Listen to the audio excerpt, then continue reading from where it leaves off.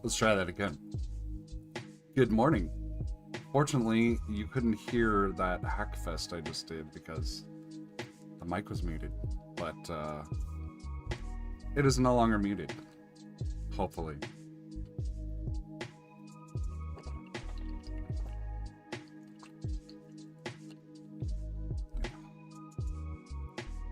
Today, going back to the Cirque trackpad. I did some stuff over the past couple of nights to try to prep for this so it wouldn't be as boring. One of the things that I did is I read a lot of documentation about device tree and how device tree and their bindings and stuff like that work in in Zephyr, because I have no idea anything about device tree or device tree bindings, but I know a lot more now than I did. So hopefully I'll be able to use that to, at the very least, talk SPI at this thing today. It's not going to be a full driver implementation. It's not going to be a team player with other devices, because it's gonna just, I'm basically gonna do the same thing I did the other day and just spin on a pin, and when it goes high, read and then reset. Hello Leah, welcome. At least if we even get that far. I don't know if we're even gonna get that far, but that's kind of like the goal today, is to read the revision, or the firmware ID and the firmware version off of the device. It should be easier in terms of, like, now I know how to talk at the device in terms of protocol. Writing the code is going to be a very different thing. That's why it's, you know, I'm stepping back to just the very basic thing instead of, oh, well, I've already implemented the whole thing in CircuitPython. This should be trivial to implement. No. It's a very different beast, Zephyr. But I think it should be doable, and looking forward to it. I made some good progress on setting up the skeleton for all of this stuff. So yeah, so one of the things I did, and you can see over here in my editor, is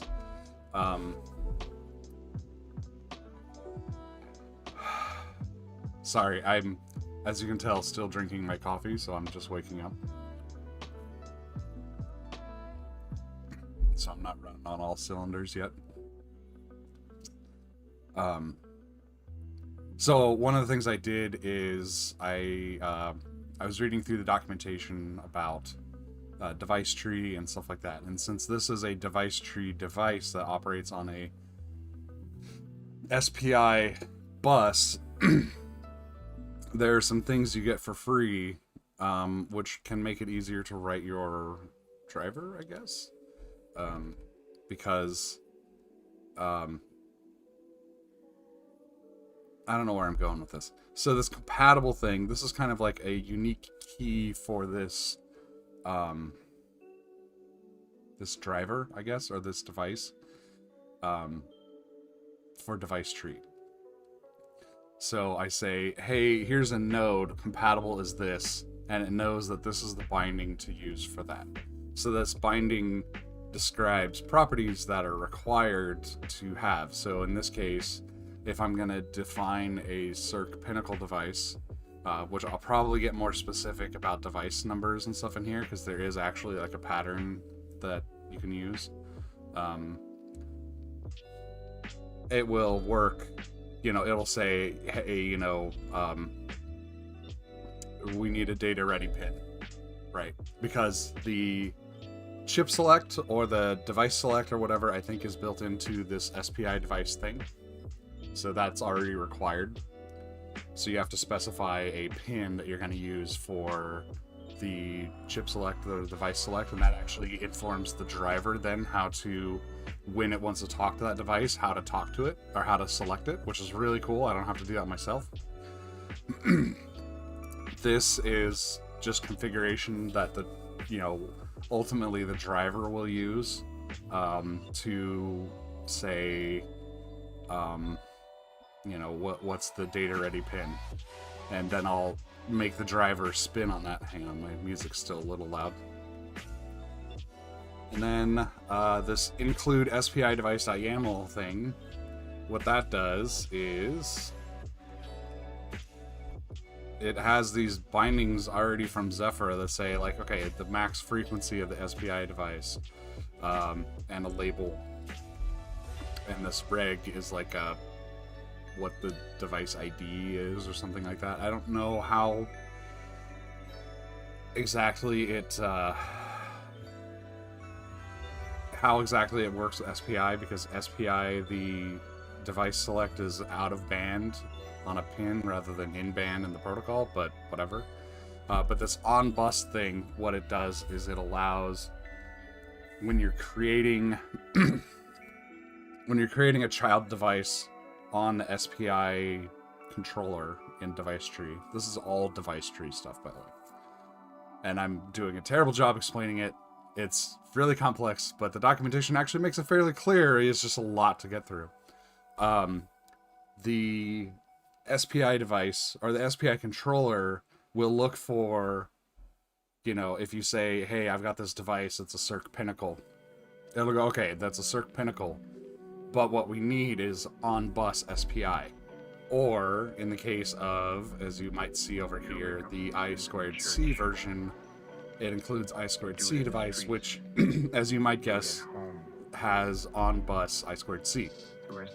And the really cool thing about this is that because the board itself declares, hey, I've got an SPI bus or an I2C bus or something like that, you don't have to say, like, which pins exactly to use. You just say use SPI 0 or SPI 1 or SPI 2 if it's got multiple interfaces.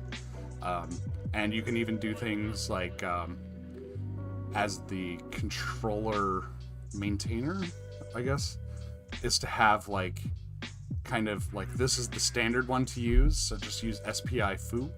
And if everyone uses SPI foo, then you don't have to worry about SPI 1, 2, or 3. But you can if you want to. That's where the LED driver comes in, because it has, okay, everyone declare an LED 0 alias in your device tree for your board, and then the LED blinker sample will just work, because it's just looking for an LED blinker device to attach to. So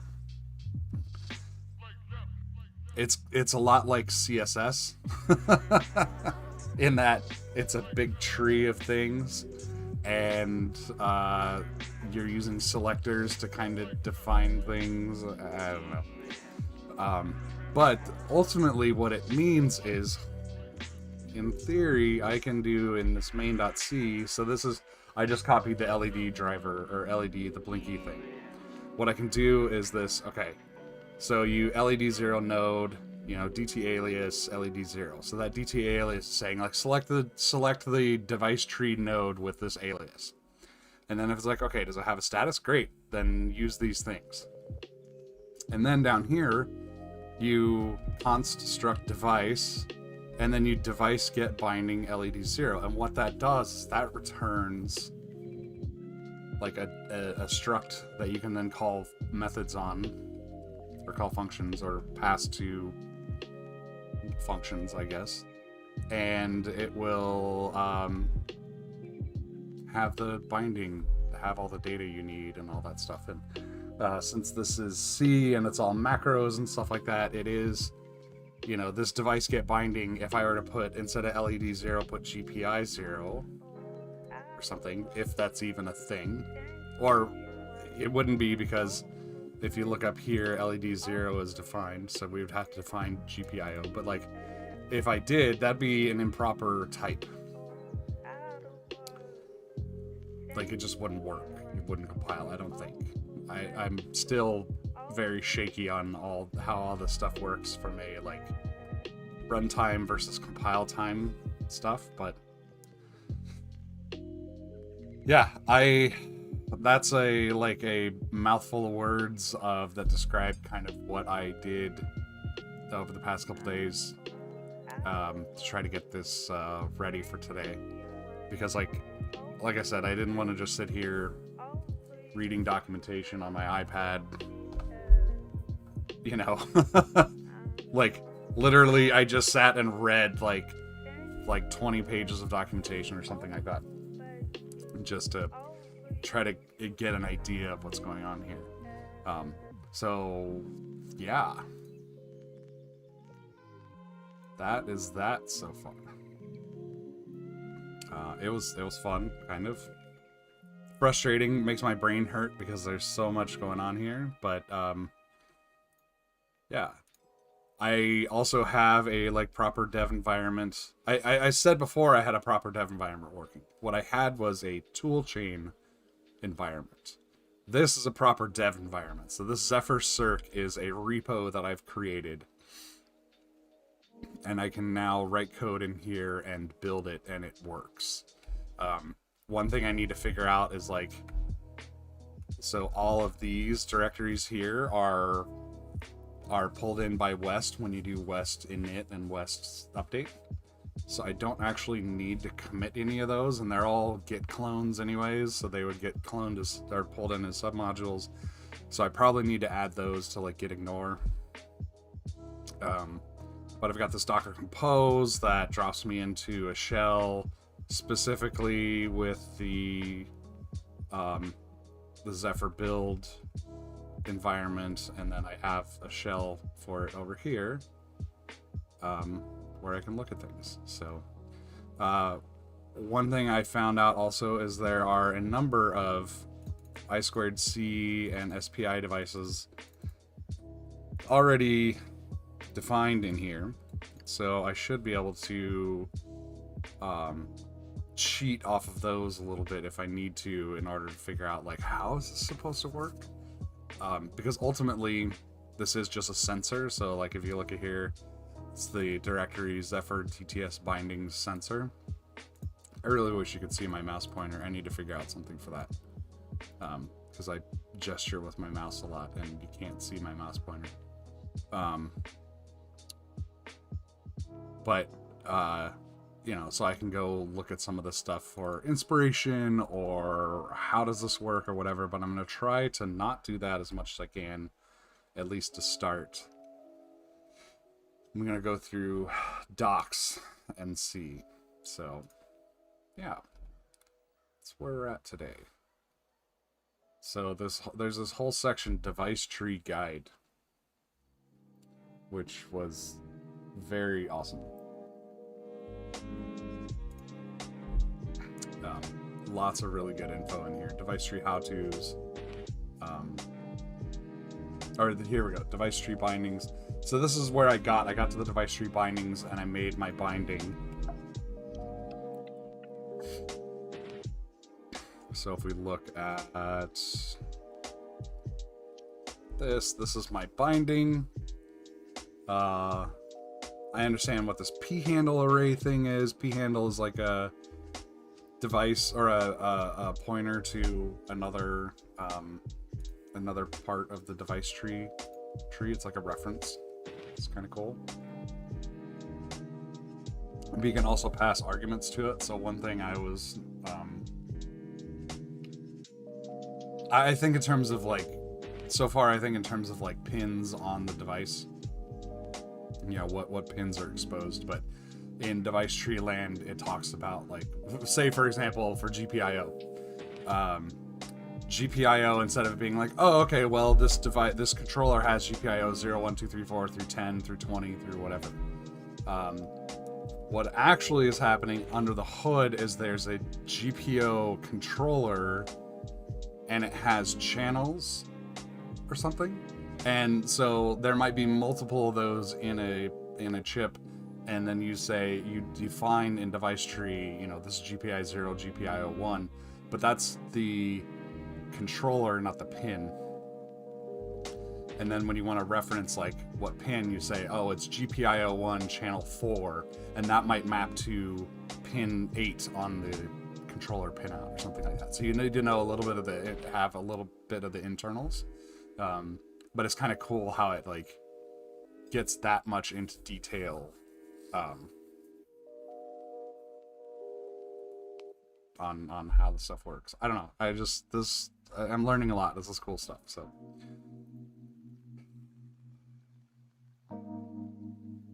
yeah, assuming no binding has compatible manufactured device 2, will also match this node. Yeah, so this is like, you can have compatible a bunch of stuff. Yeah. This down here somewhere, it talks about child binding. No. Bus.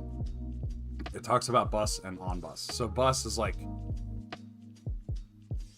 if the device you're defining or declaring is an SPI or is a bus controller, and then internally it'll say, you know, this in turn influences the way on bus is used to match bindings for the child. So if it's got bus SPI, or let's just say it has bus foo, then your node would have to be on bus foo, or your binding would have to be on bus foo, or it would have to not have an on bus and nothing else matches, because so there's like a default. It's really cool how it works. I'm not doing a great job of explaining it, but it's fine. But you can see here this SPI bus at 0, you know, some compatible with bus SPI, yada yada yada, and then there's the sensor you want to have. So, and I'm declaring this, at least for now, in the bindings and stuff as a sensor, because there didn't seem to be like a pointing device category, and sensor, well, it's a sensor, it senses fingertips and stuff like that, and so until someone says I should do otherwise, it's a sensor.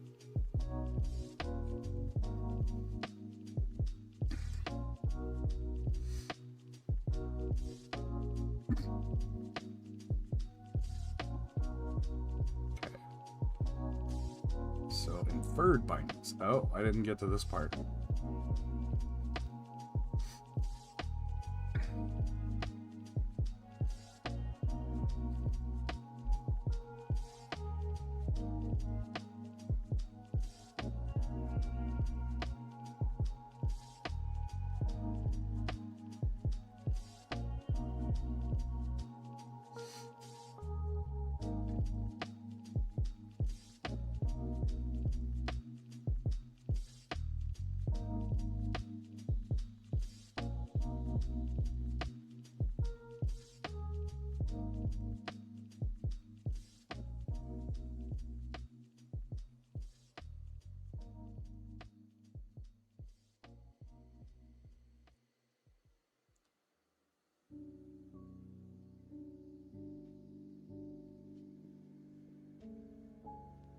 I'm going to copy that, throw it in here, because I think I can just do, just for grins, just do this up at the top here. Device DT get, and then I don't know what this is supposed to be, but I can do like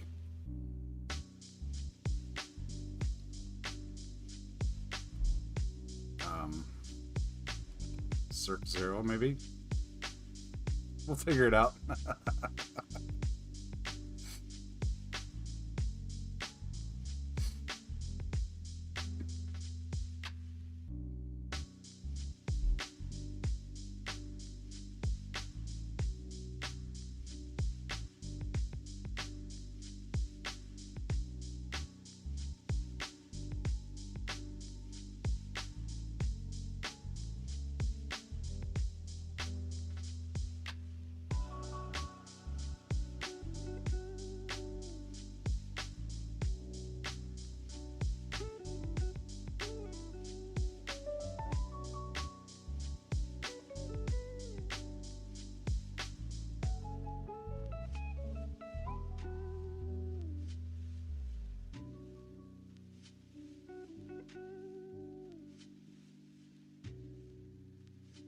Oops.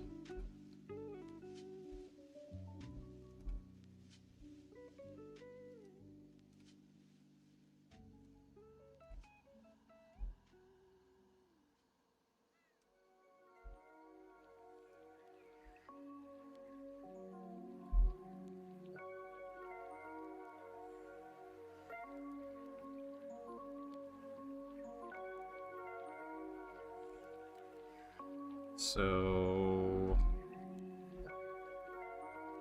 how to get GPIO pin for, oops.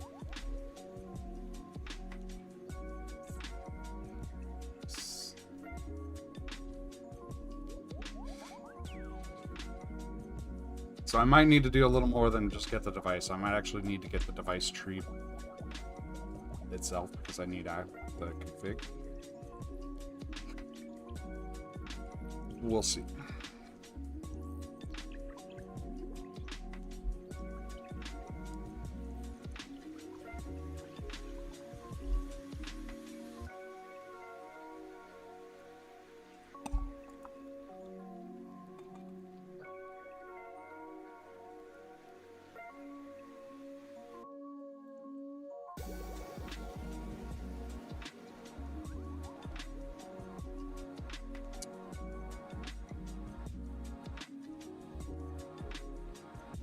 So device tree access from C, C++.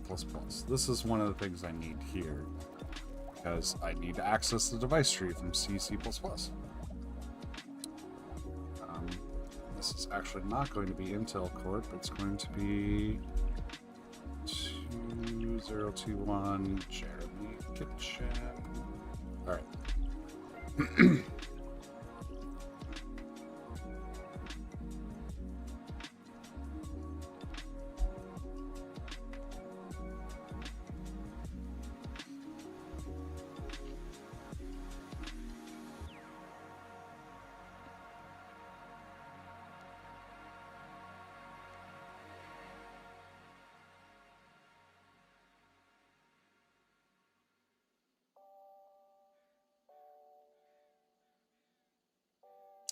Oh, nice. Here's a DTS fragment for some imaginary hardware we'll return to throughout this file for examples.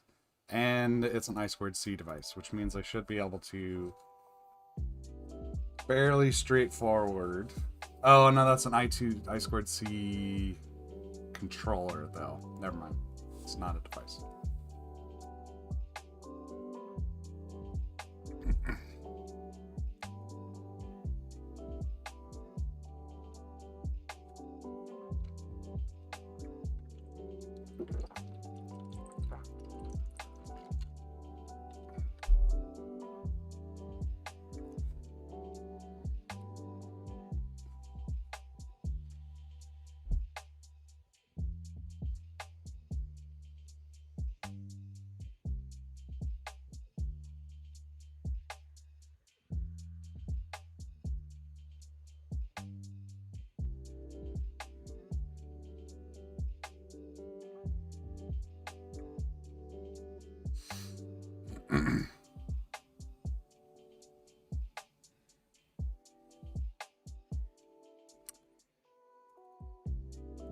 So something that's funny here is, I don't know if they have tests that run on the code in their documentation.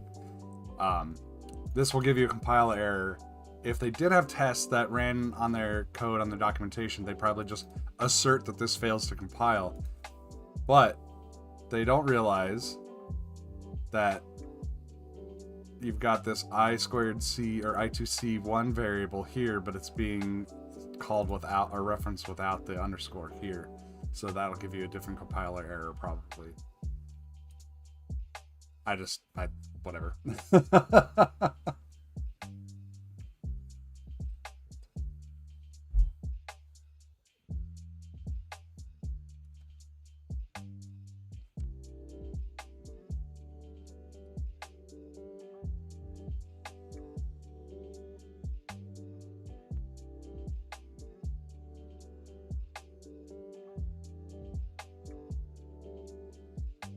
Okay.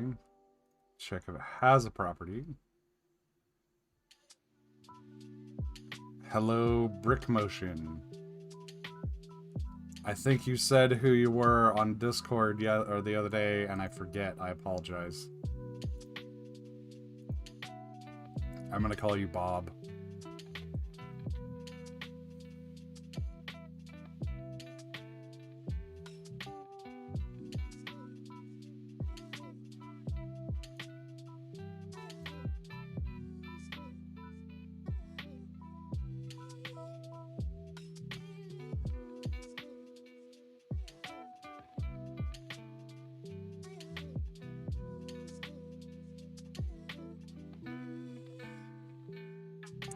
Okay, so yeah, I do want to get at the, I'm gonna back this out a little bit here.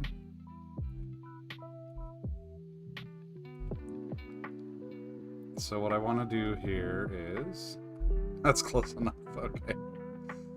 So I want to define circ node. And then we'll just DT alias, because I'll put an alias for it in the device tree when we get to there. So that selects the node, and then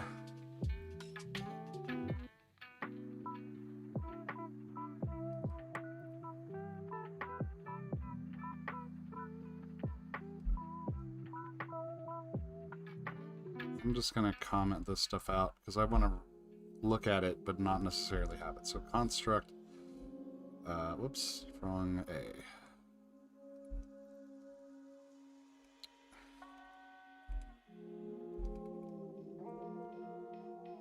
Whoops, device, Cirque. So device get binding.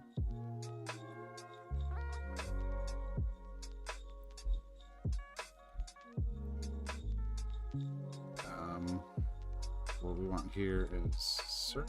No.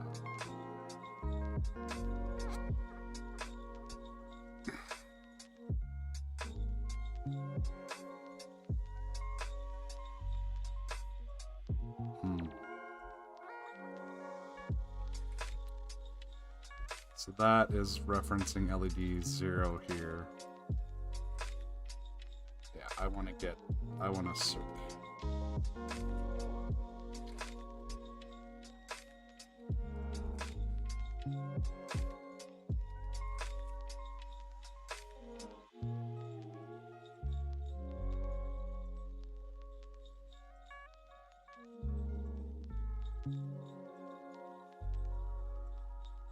Because then what I want to do is I want to DT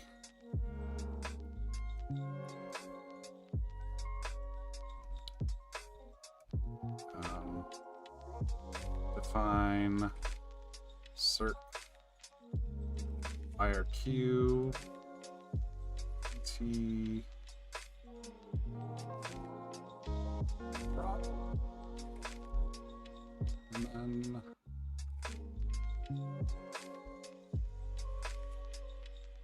Cirque node, and I think it's IRQ GPIOs, something like that. Is that what's in the binding? IRQ GPIOs, yes.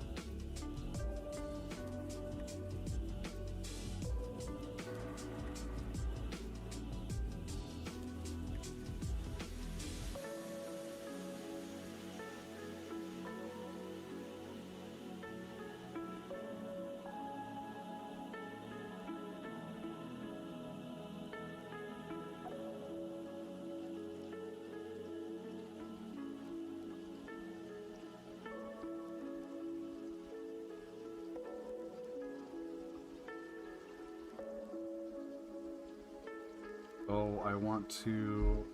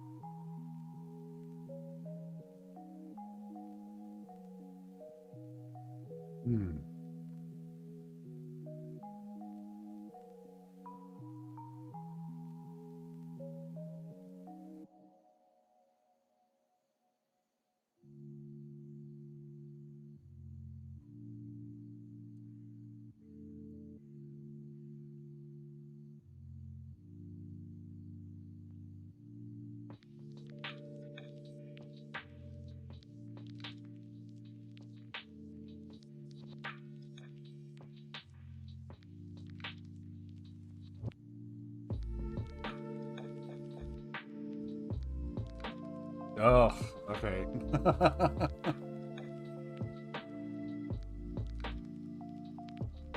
So I don't know if I need this or not eventually, but that's going to be interesting. Okay.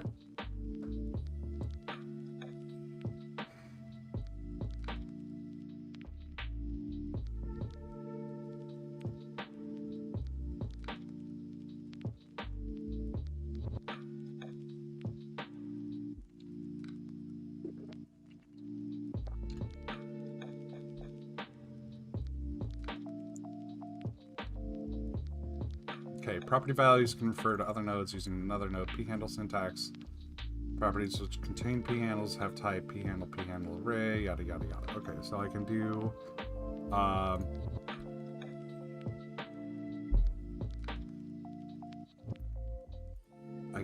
fun stuff like define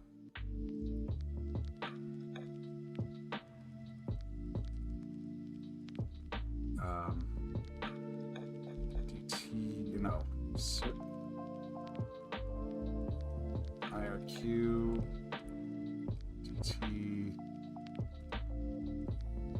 p-handle by IDX.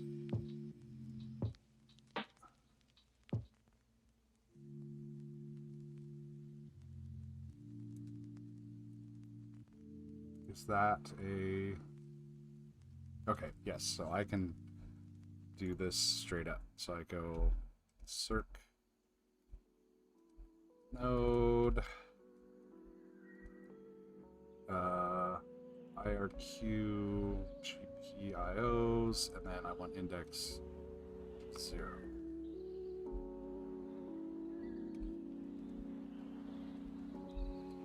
And I can get rid of that there. And then I should be able to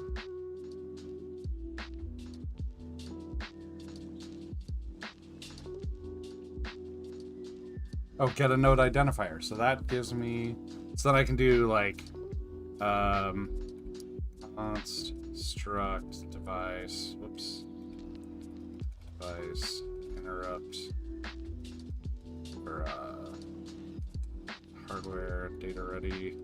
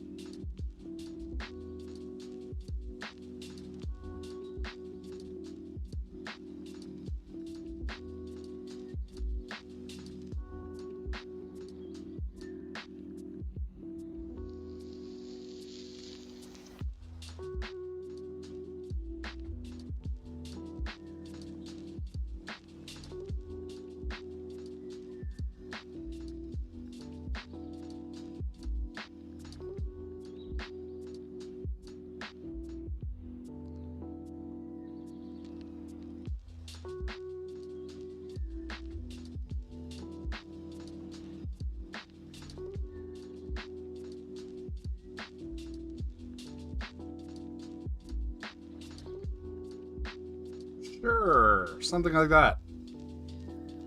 I'm just making stuff up. We're getting closer, I think.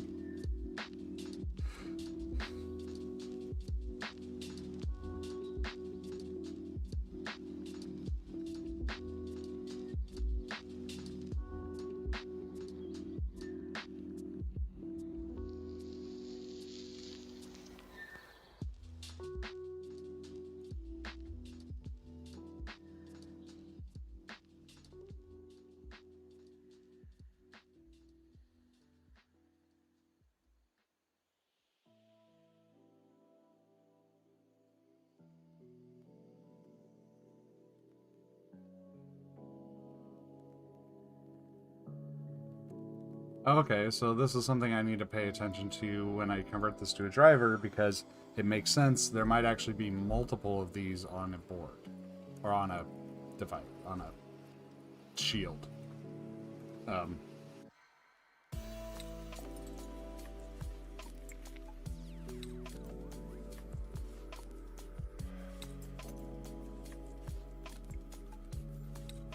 Generated macros.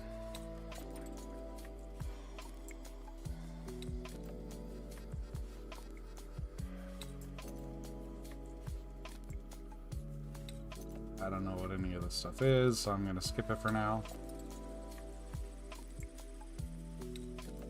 Augmented Bacchus nar form grammar. Leah, what the fuck? I didn't take computer science. I don't know what any of this shit is.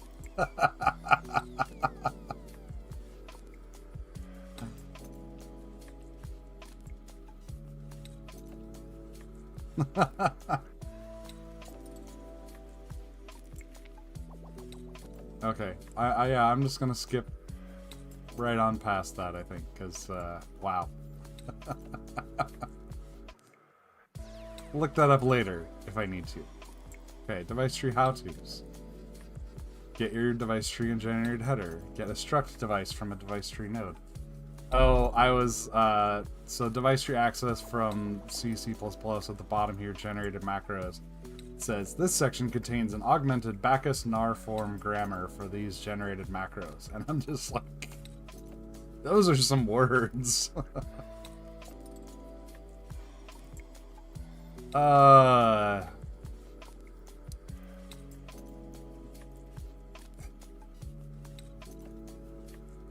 mean, at least they didn't say SGML, but at least I know what SGML is. I can't read it necessarily, but...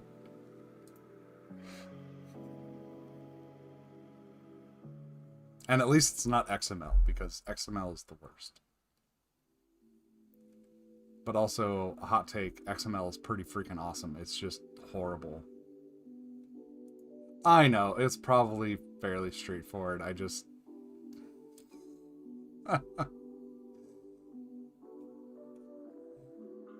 when someone, like, drops a name like that, I'm just... My eyes just glaze over. I'm just like, I didn't go to school for this stuff.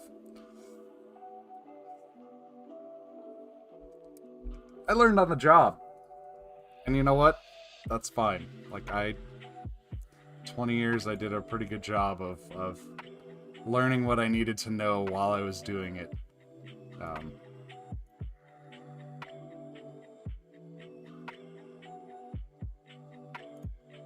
Okay, so get your device tree generated header.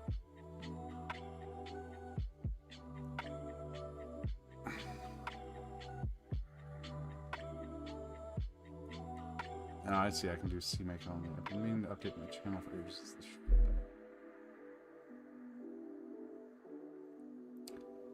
Oh, the goose? But see, you're a cyan duck, and that's a goose. So, I don't know about that. That's pretty sus.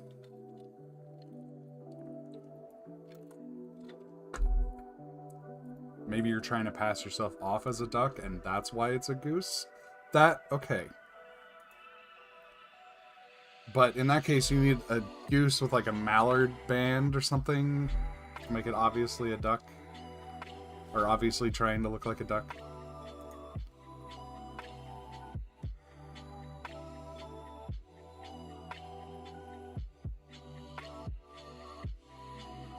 Okay, DT node label.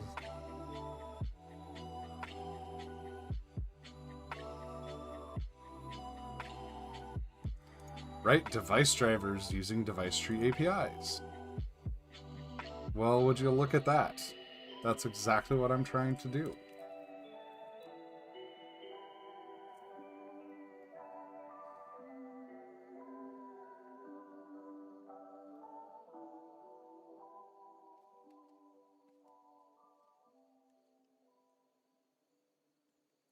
Okay, well, you know what we're going to do here? Since we have our device, in theory...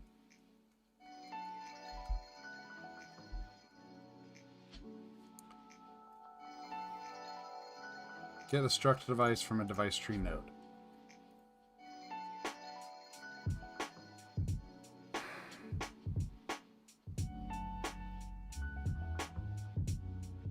Yeah, that's a goose though, man. I'm telling you. That's the goose from Untitled Goose Game.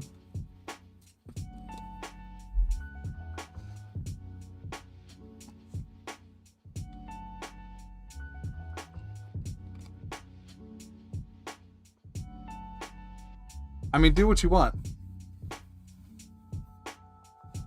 It's a free country.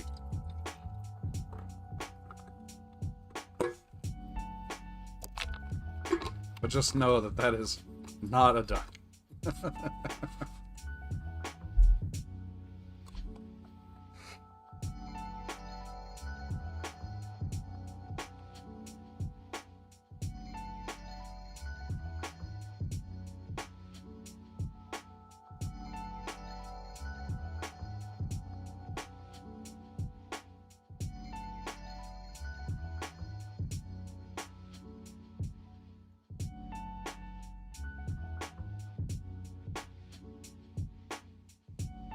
Okay, so get struct device from device tree node. Yeah, so let's do. I need to figure out where in here, because that's the device tree bindings. That's not that one? Oh, okay. I can't. It's really, really tiny on my computer, on my display. So I couldn't tell that it's a, that it's not just white with an orange bill. Like there's actually shading. And I don't have a banana down here to have like banana for scale for like, here, let me take a picture of how small this print is. But let me take a picture of how small.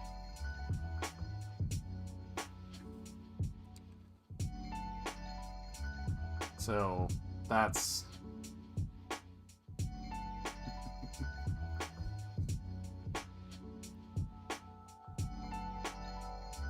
I'll throw it in the Discord.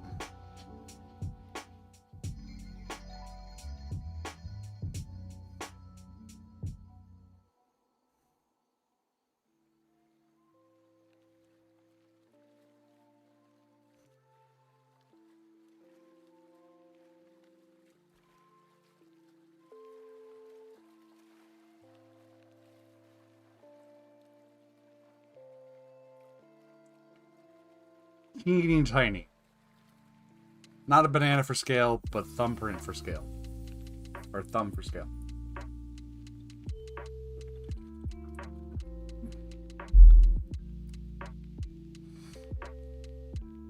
And then you also get to see one of the post-its that was a result of my therapy session yesterday.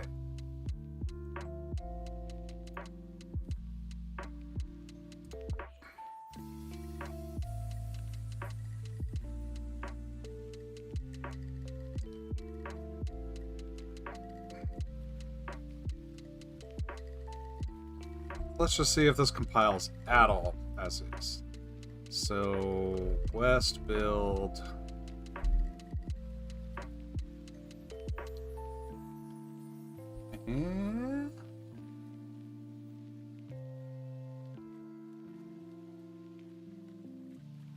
I don't know why it's taking this long. There we go.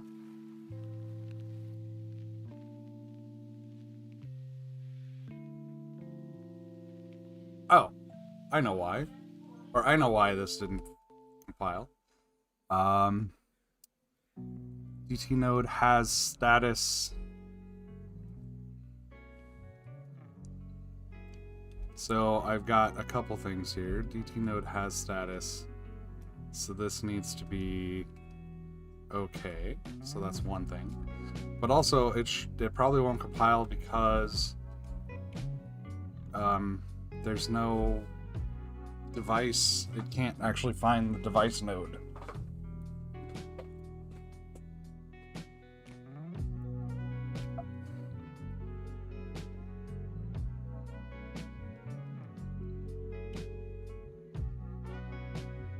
DTN alias circ undeclared. Yeah, so that's not okay.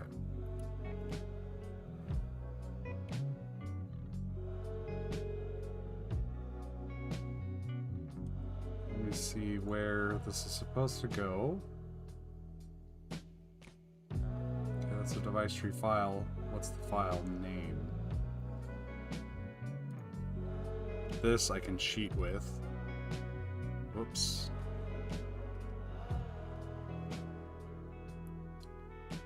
Zephyr. Samples.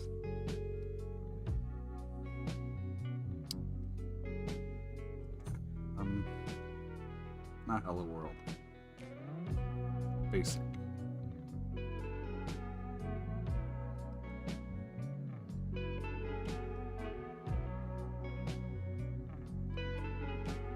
No.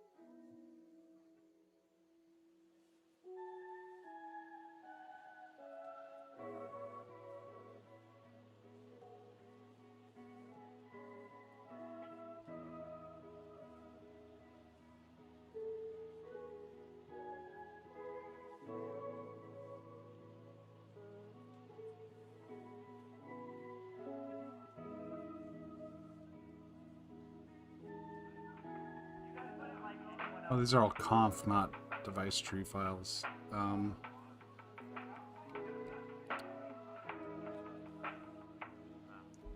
What is this?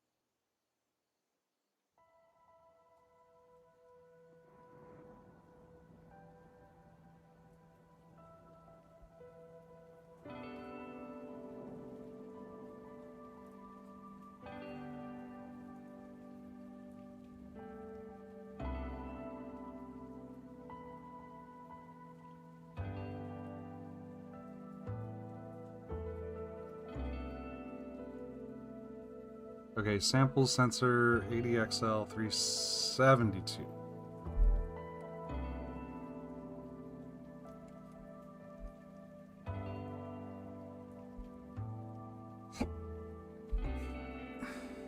Okay, this is what I need.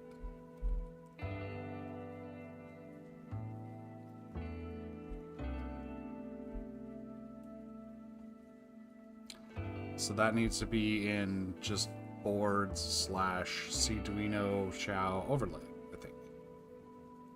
We'll find out.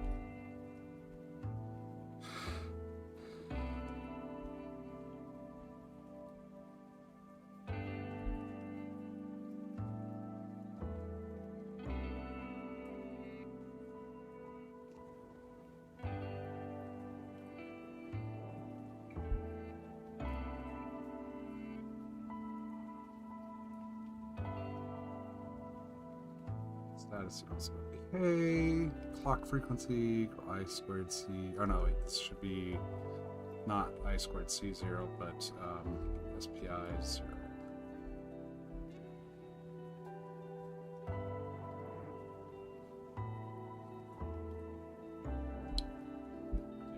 Cirque at 0.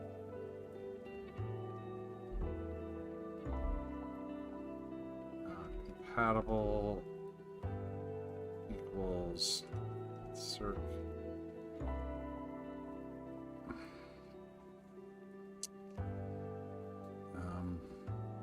What's that called?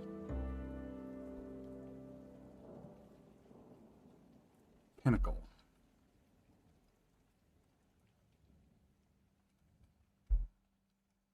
Edge equals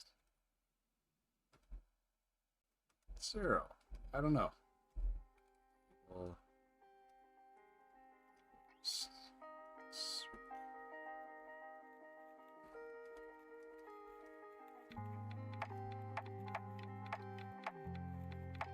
and then IOQ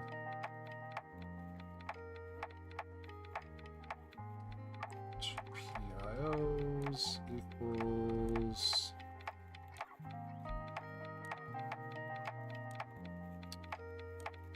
you know what, actually what I'm going to do is I'm going to leave out,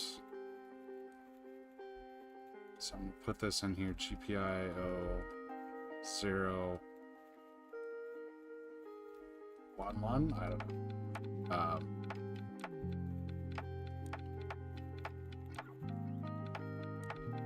But I'm going to comment this out, and then I'm going to go into the binding, so SPI panel.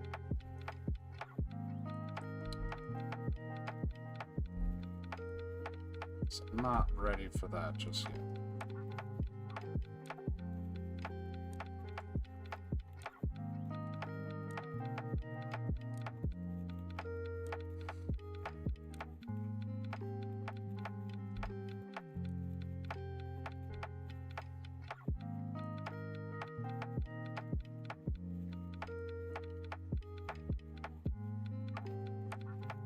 See if that builds. Or let's see how that fails, I should say. So, West build.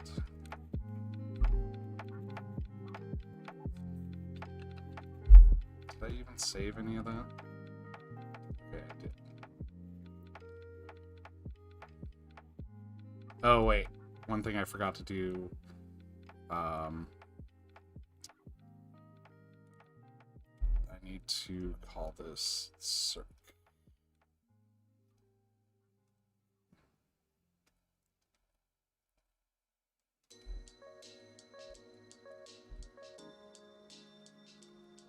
And then get rid of this.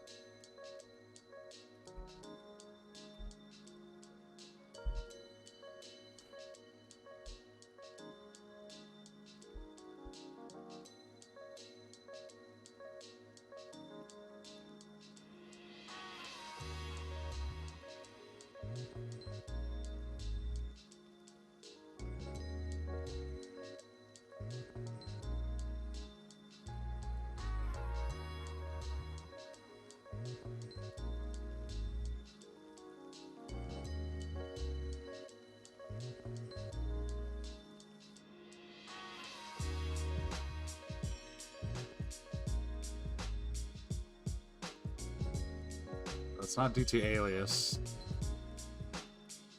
it's because I didn't make it an alias, I made it a node, so it's like DT by label, I want to say.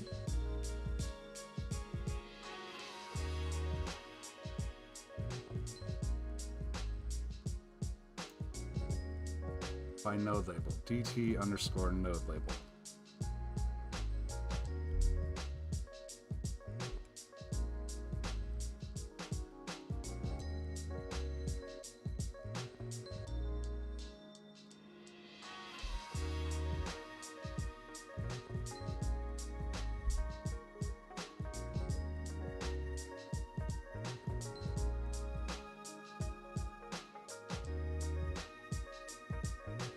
Node label circ undeclared. Okay. For my node label, let's just make sure I'm doing this correctly.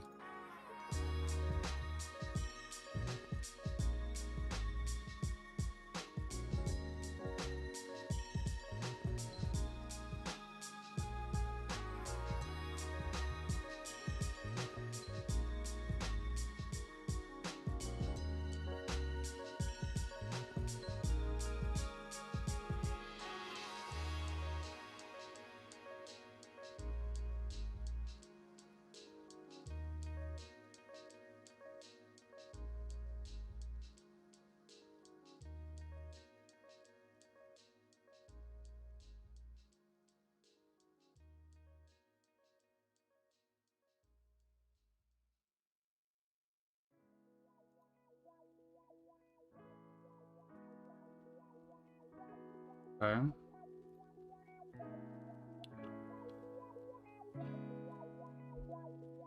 So what I think this is basically saying is that, so it's not generating this DTN node label circ macro because there isn't one. So define DT node label that. And that's because, is this file even being read? Let's find out. Build. I don't think it's being read, which means I put this in the wrong place, which is fine. Yes, I think this is just not being read because that would be a syntax error there. Because like if I go back to here, oh no, because I wouldn't, because this is just the YAML file. Okay, okay, we're making some progress. Whoa, Jesus. Okay. Sorry, I accidentally hit volume control on my computer, and that normally doesn't work with the setup that I have, but apparently they fixed it. So I had been using the volume control on my headphones. Apparently those are separate. They don't sync with each other or something. But suddenly everything was very loud. Okay.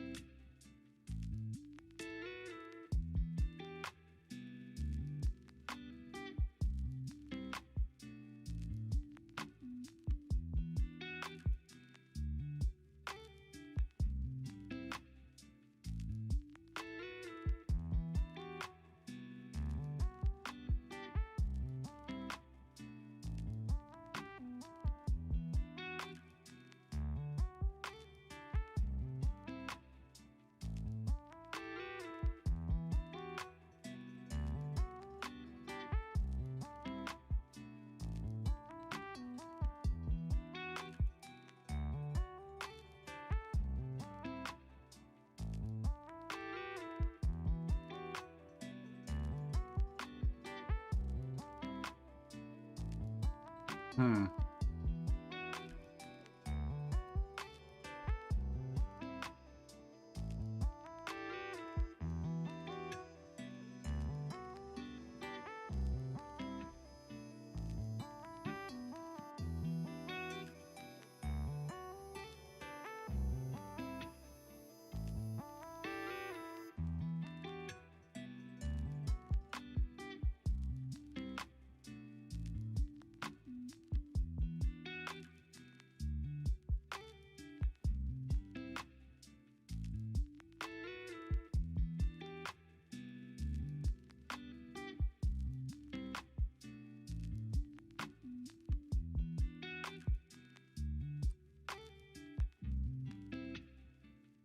Create a board/board_revision file in the application folder for the current board revision.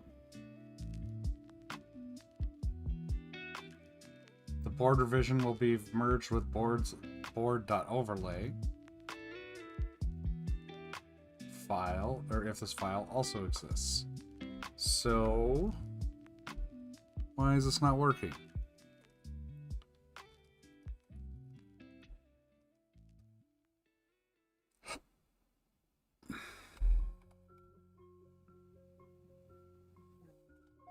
If only there was a troubleshooting device tree section. Try again with pristine build. Make sure device tree.h is included. Make sure you're using the right names. Look at the preprocessor output. So let's do this.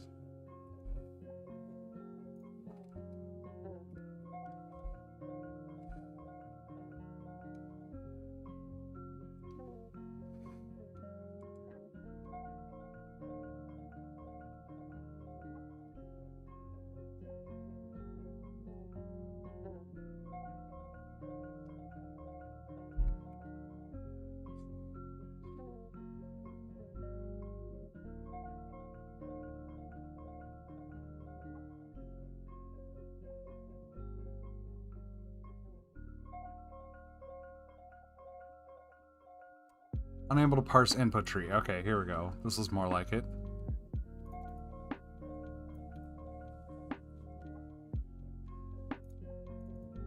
Syntax error. Whoops.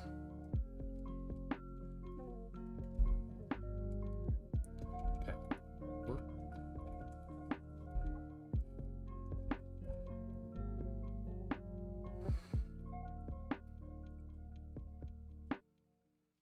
That's what I was expecting to find. Maybe I didn't save the file. Okay. Syntax error, parsing input tree, error at yada yada yada yada. So, error, label or path, SPI 0 not found. Okay. Now we're getting places. So we want Cduino, DTS.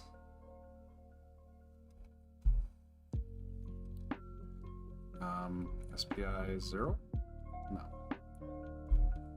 Circom 0.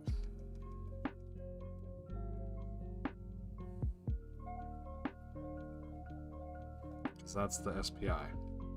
We're gonna try that. I am skeptical, but we're gonna try it. Yes.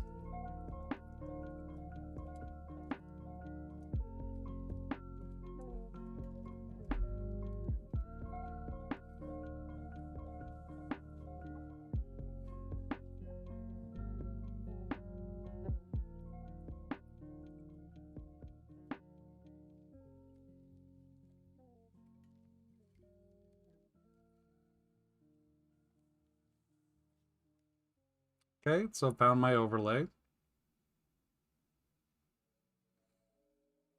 Okay. SPI max frequency is required. Okay. We're getting closer. We're getting much closer here.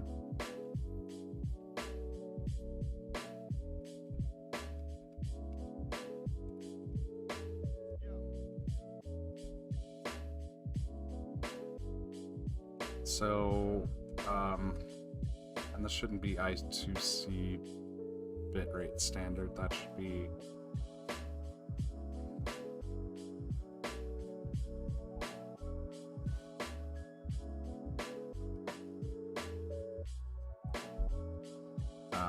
max frequency on this. So let's look at the data sheet.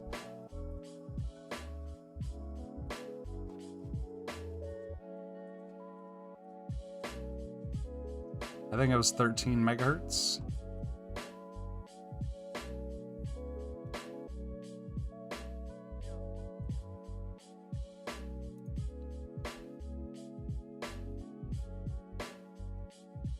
Oh. Wrong spec. We'll just call it we'll just call it 8 for now.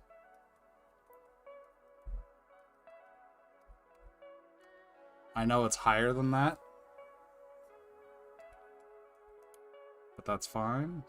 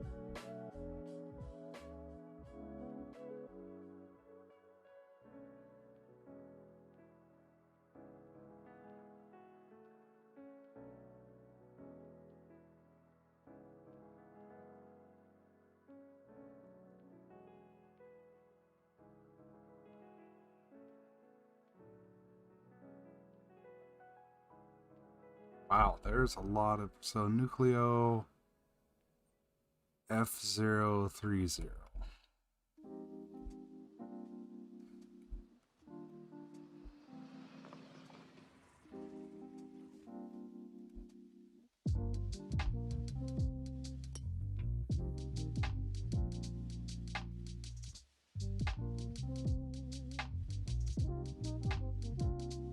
Okay.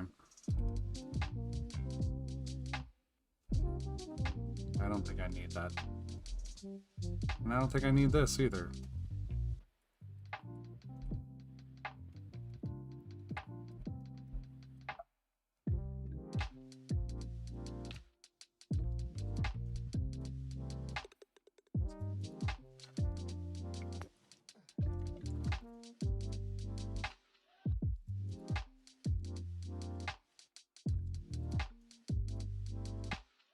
Okay.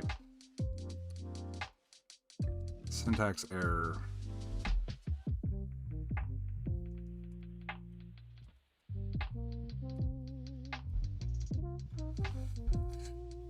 We're getting closer. I can feel it. We're getting good errors, like usable errors, not undefined macro. Getting there. Okay. SPI max frequency. Oh, okay. So SPI max frequency.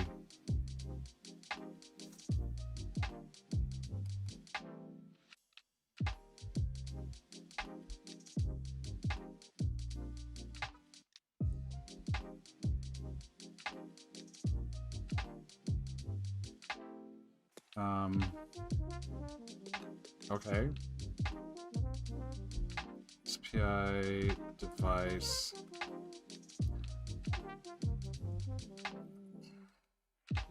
So I'm going to look at the device tree bindings because I want to see WTF mate.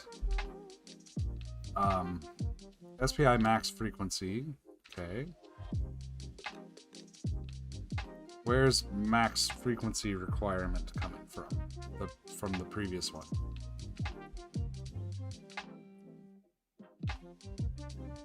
Oh, no, it already was. It was previously, it was also SPI max frequency. I just had it wrong in the device tree. So if we go back to here, delete that. I think that's what we want.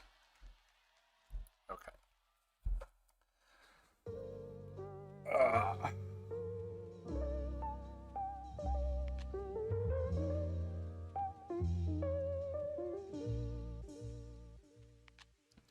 Hey, would you look at that?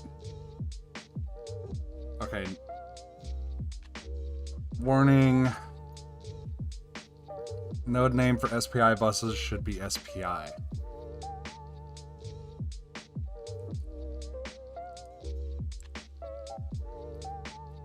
I would agree with that.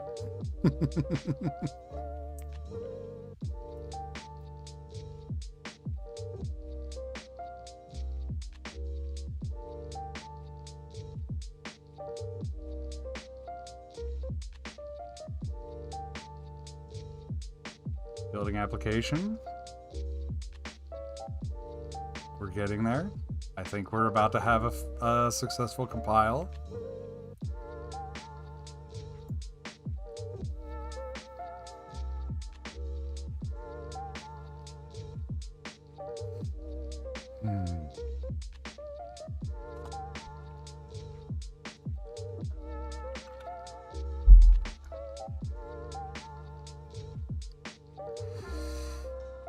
Uh-oh.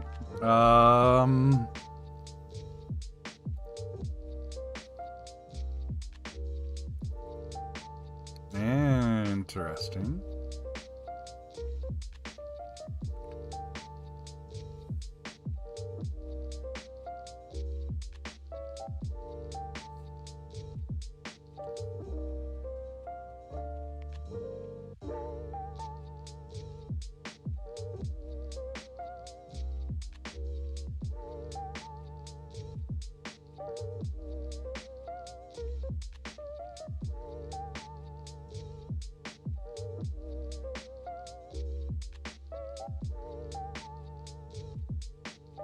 Okay, so one thing that this builds, so these macros, this macro that it's complaining about that it doesn't have, is a macro that is generated into a header file called this device tree unfixed.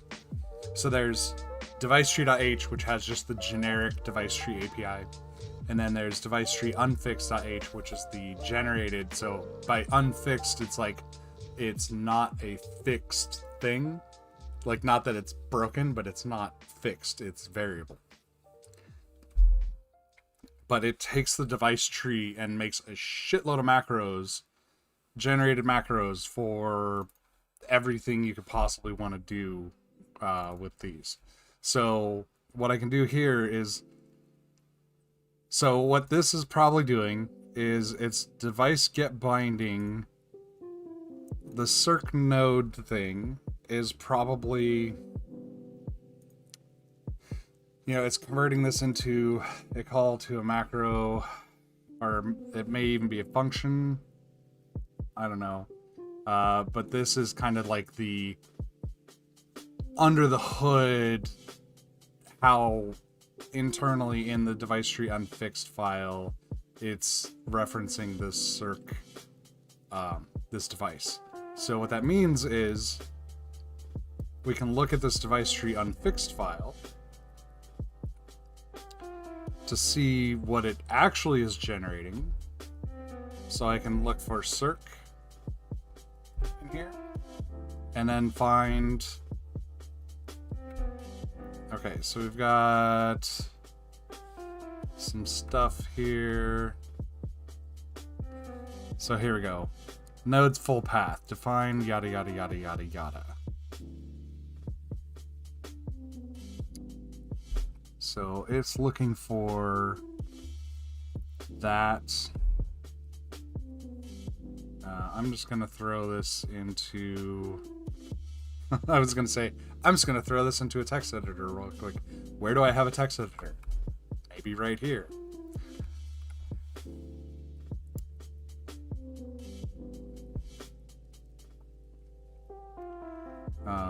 So I'm gonna less that. So circ.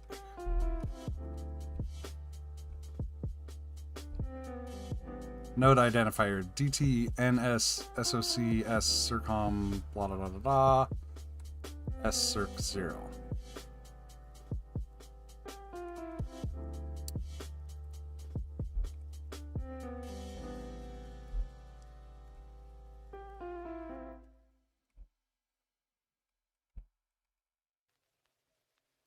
Well,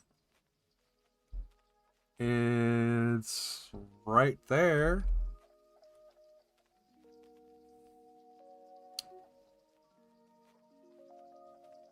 But this is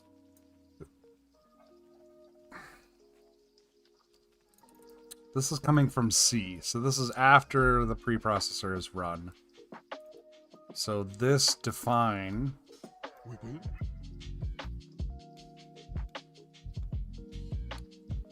I don't think I can do that. Device get binary.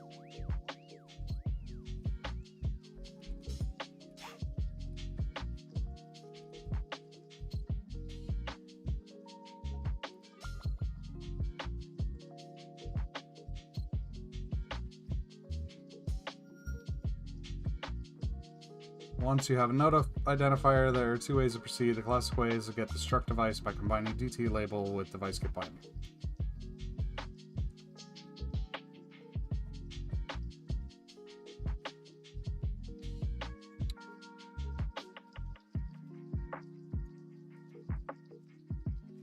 Okay, so we're gonna go back even further here.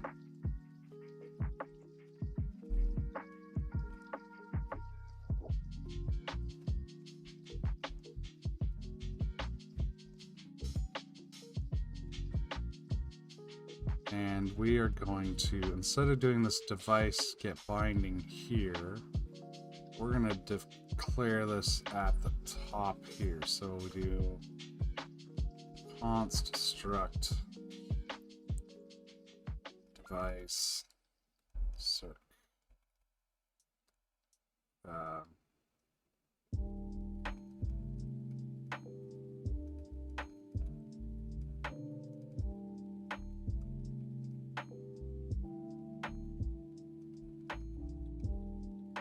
Right? Isn't that what I want? Because DT label finds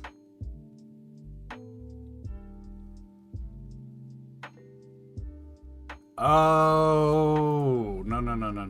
I see. So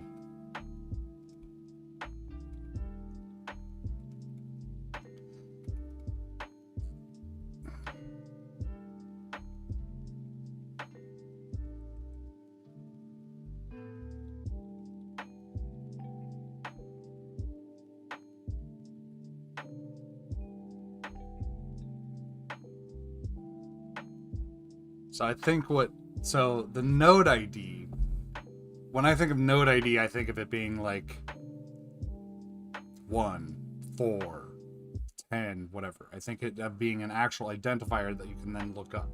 Whereas the node ID here is kind of the struct that is the primary key of the ID. So I guess it is kind of that, but it's a primary key. Anyways, device get binding is not looking for the node ID. Device get binding is looking for a name. And so DT label turns the node ID into a name that device get binding can read and look up. So now I should be able to west build.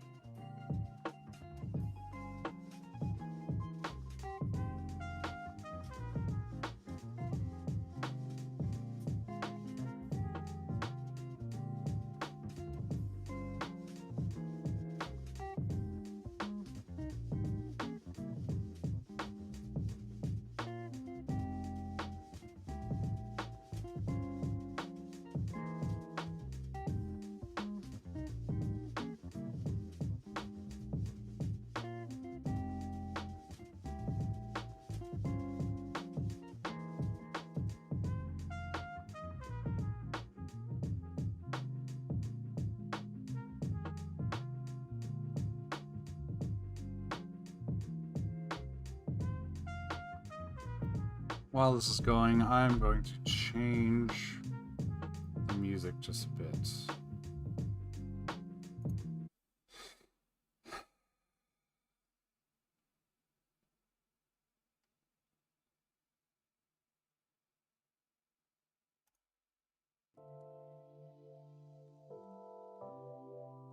No, okay.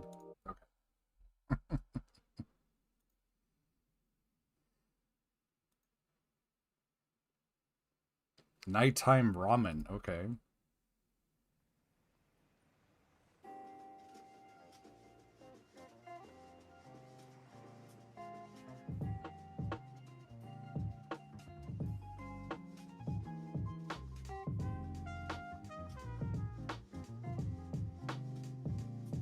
And again, I didn't realize that the bottom of the window was cut off on the stream. Sorry about that.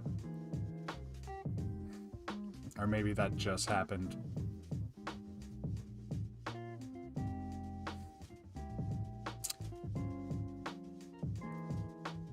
Oops. Yeah.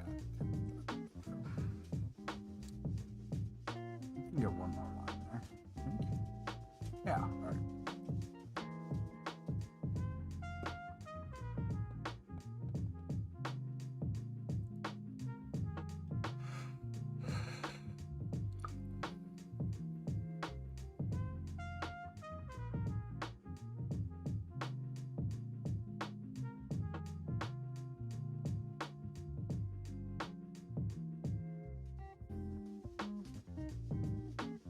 Sorry.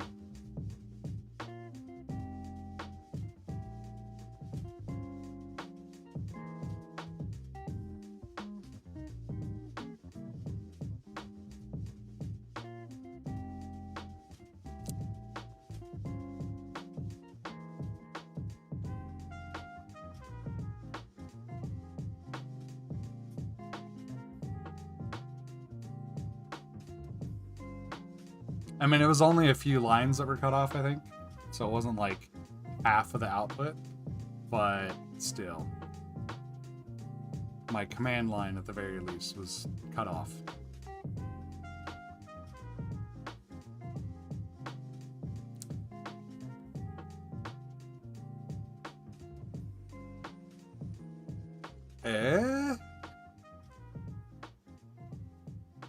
We have a compiled firmware for the Arduino, and I'm gonna flash it. It's not gonna do a damn thing because it literally does nothing.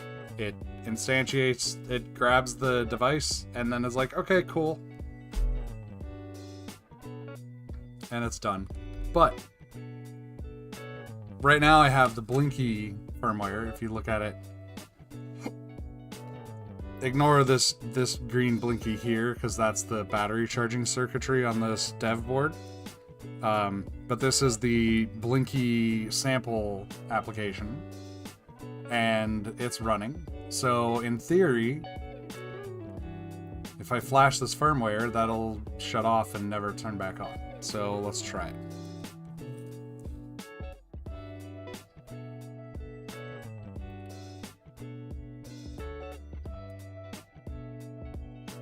So let's go back to local, and I want to open build Zephyr. And that opens a window that y'all can't see, but it's just my just Finder in that directory, and then I can drag the firmware over to here, and it's done. And you see that that light has stopped blinking, which means we are in business. It means we're running this new firmware on this controller. Sweet. Getting closer. That's a milestone, I think. We have it. We have the device defined in device tree. We have the binding defined in the device tree bindings, such that like it complained about a, well, it didn't complain about a property, but it would, I think. Let's actually just try that real quick to make sure it's reading the correct binding, let's build this. So this binding is basically saying, like, here is this kind of a schema for a device tree object, I want to say. And so this is saying, like, okay, it needs the IRQ GPIO's property to be in your device tree. And since we don't have that in there, it should complain in just a second, maybe. Doesn't look like it did. So it might not be reading that file.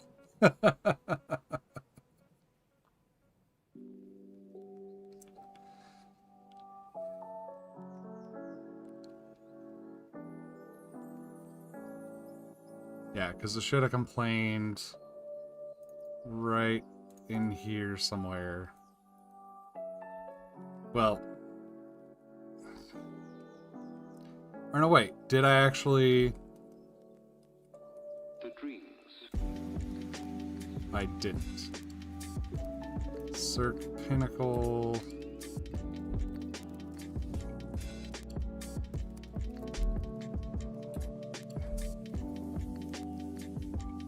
Let me just make sure it's not reading something else. So, foo type key handle array wired. Oh wait, der.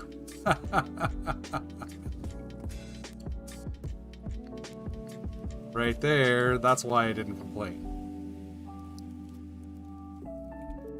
I remember my dreams.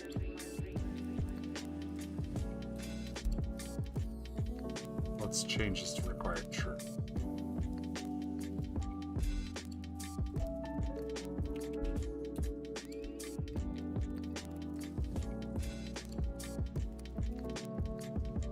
The dreams.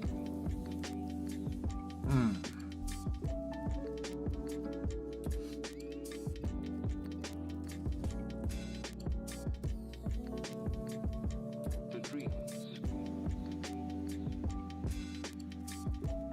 There we go. Okay. So IRQ GPIOs is marked as required in properties, and the DTS bindings does not appear. Okay, cool. So I'm going to put that back to false. For now, I'll leave it here because I do want it to be required at some point, because that's how the device is going to work. But we can get away with it not being there for now. So,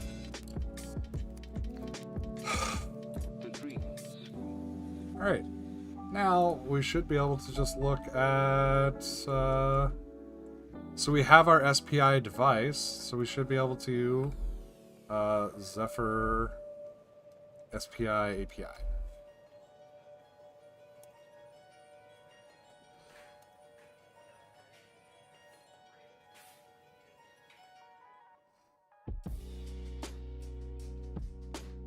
Okay, so I am going to have to figure out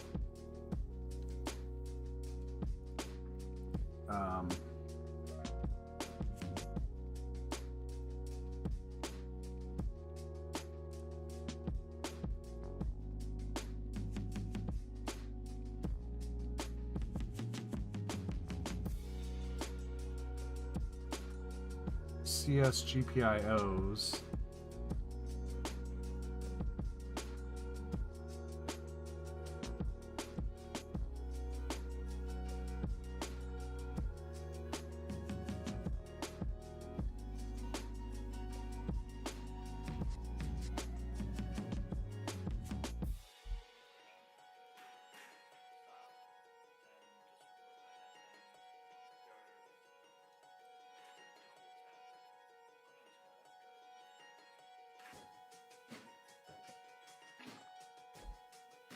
Okay, so doesn't say anything about CS GPIOs.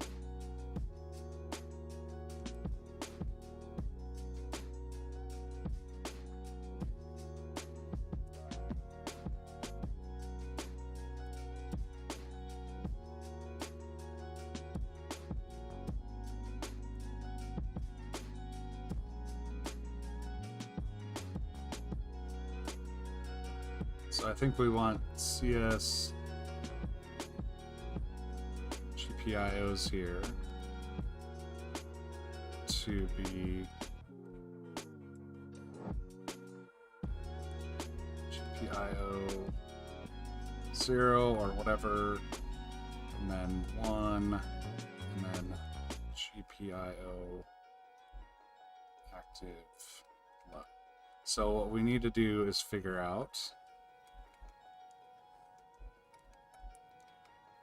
what this needs to be, and that comes from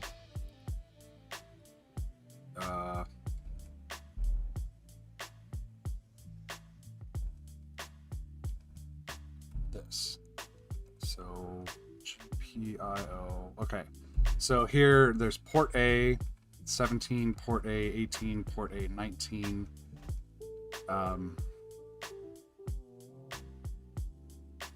Port A. Okay. So these device tree devices. So this is port. So this is what I was talking about before with the GPIO port or the GPIO channel or whatever. So this is the GPIO controller. They call it port A. So it's like GPIO port A. And then this will be like what pin it is on that controller. But that's not defined directly in this file because it's defined up here because the Arduino Xiao is a SAMD21 or whatever. So what we need to do is look at the atmel SAMD21 DTSI, and then we're going to look in here for port A, and it's not there because it's probably included by this.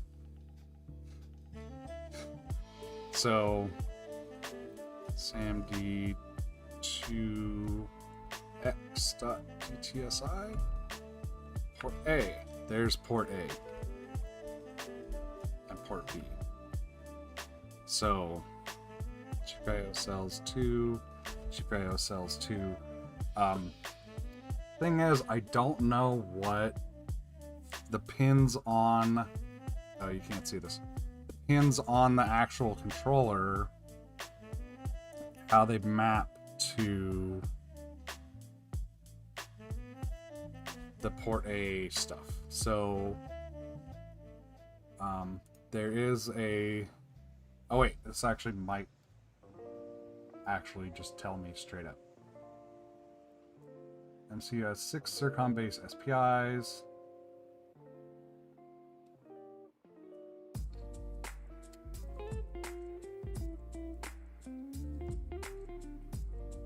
Hardware overview.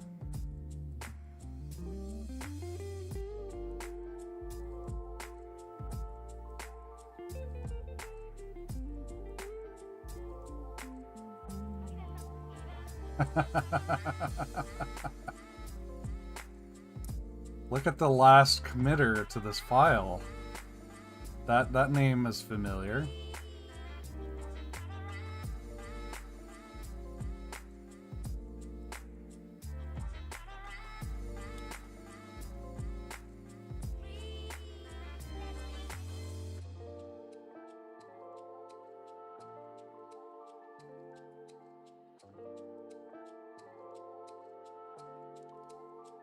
And multiplexing.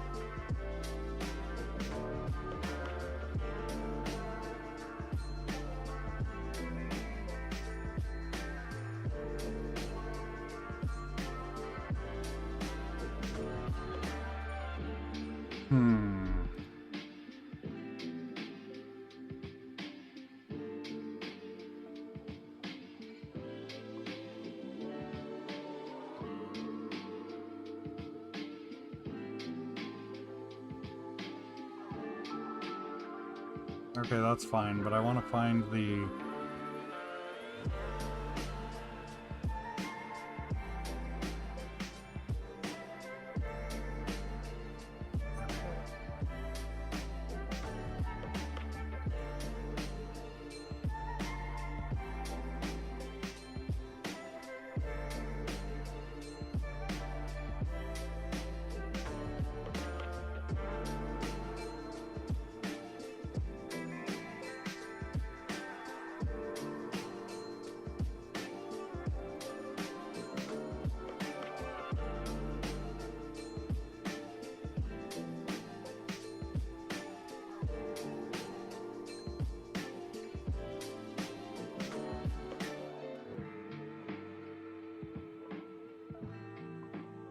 This is what I want.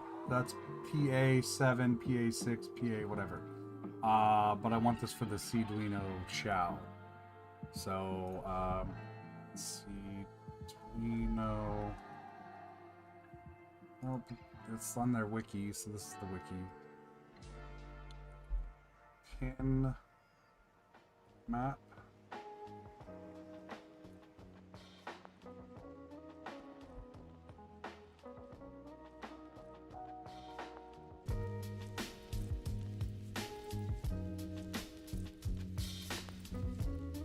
Diagram.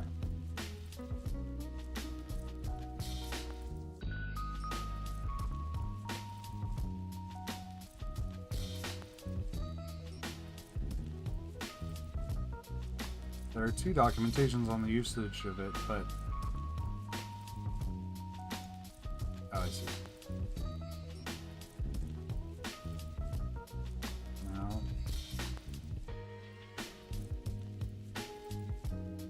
Getting closer.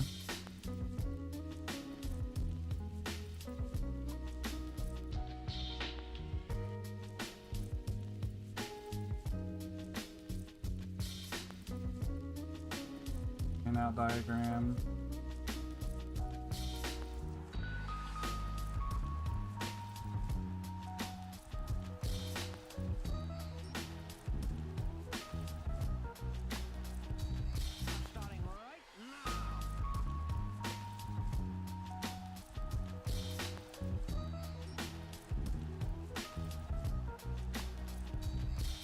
Wow, there are that many LEDs on this thing? What could it have been?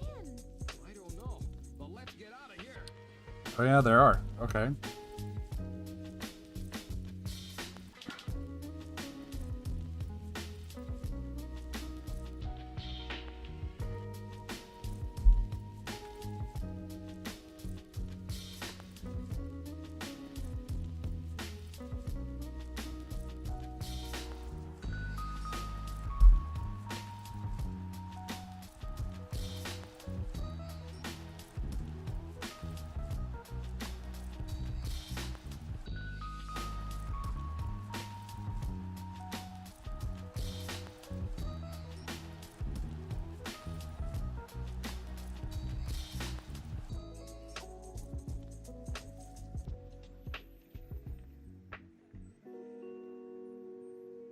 The hell is this thing? Oh, GPS.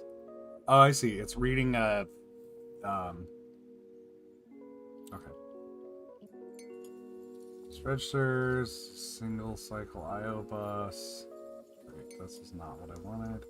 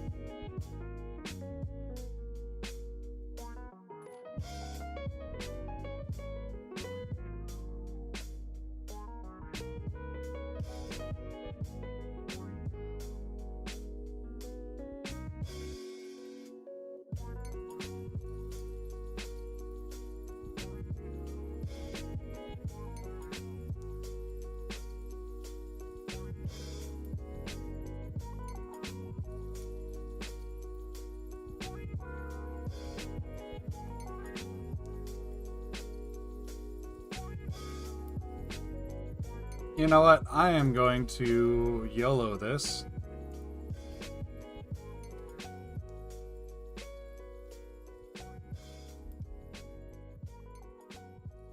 No, I want, I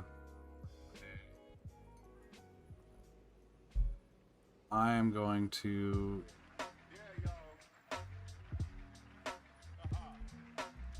port A.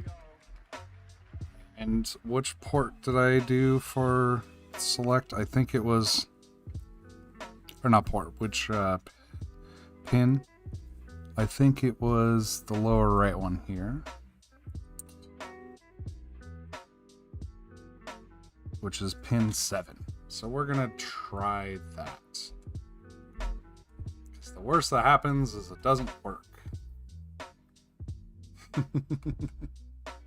Oops.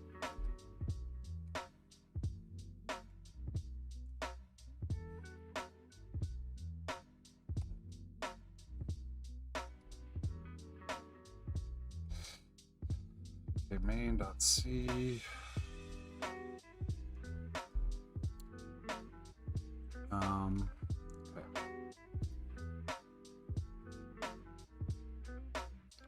As much as I would love to find the actual, like,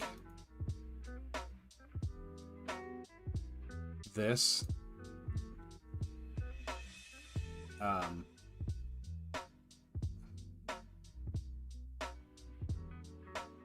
for the Arduino Chow, I can just kind of flail at it a little bit and see what happens too. So SPI. So we've got our pin. It's active low, which means when we want to, which means when we want to enable it, it'll turn low, which is what we want.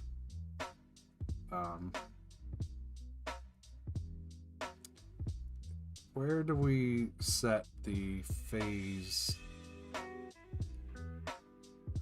and that stuff? We'll see. Okay. So node ID.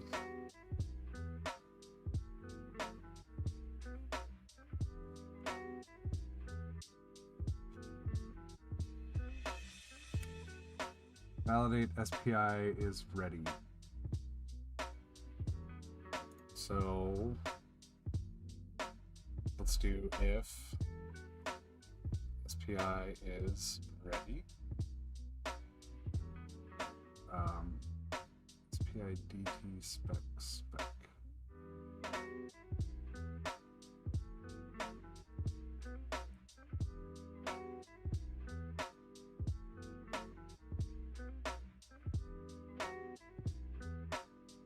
Cirque.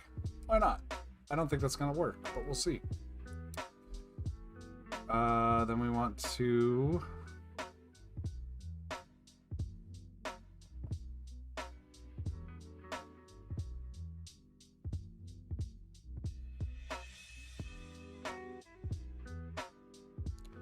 pointer to the device structure. Well, okay, so let's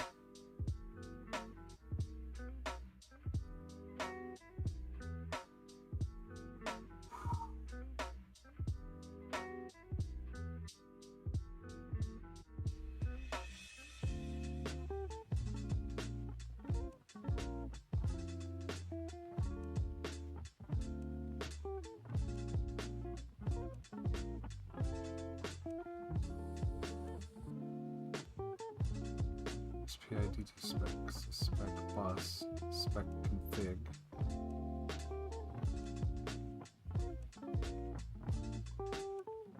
Okay, but what is spec here?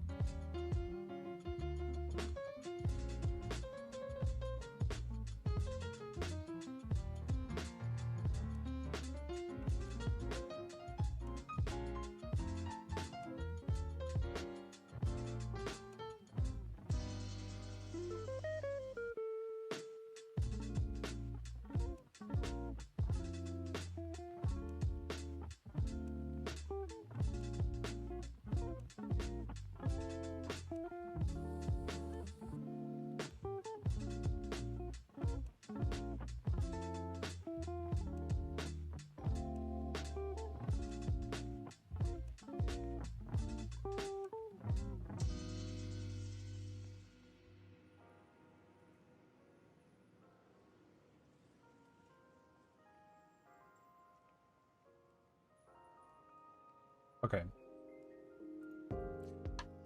So we want this SPI config DT.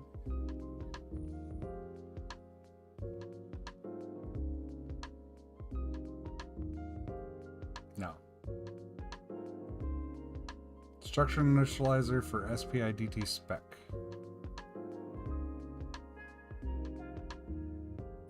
Node ID operation delay.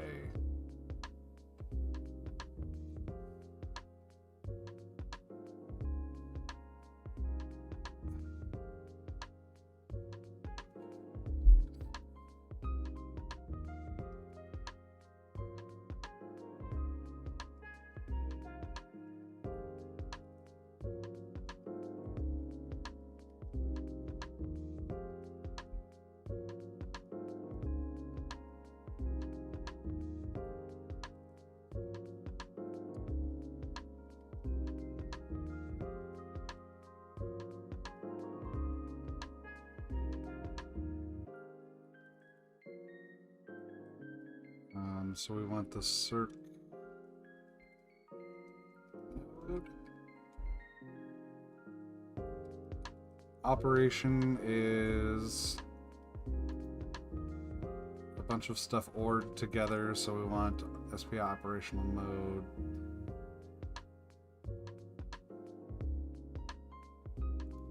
So we'll just put 0 for now, but I know it needs to be different than that. 0, 0.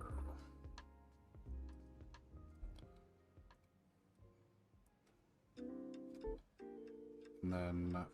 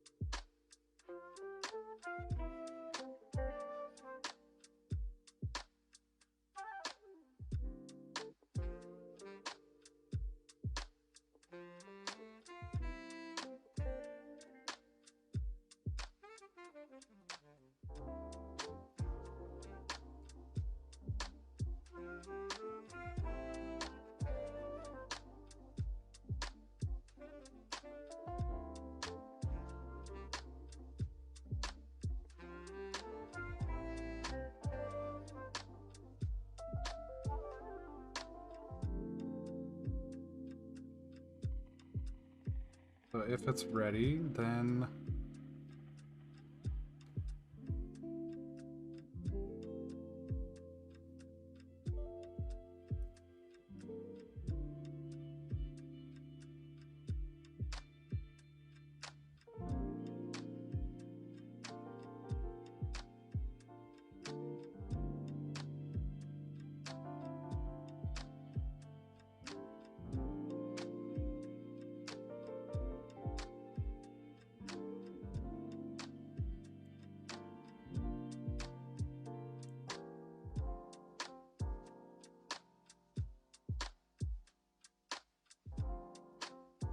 static inline int SPI read.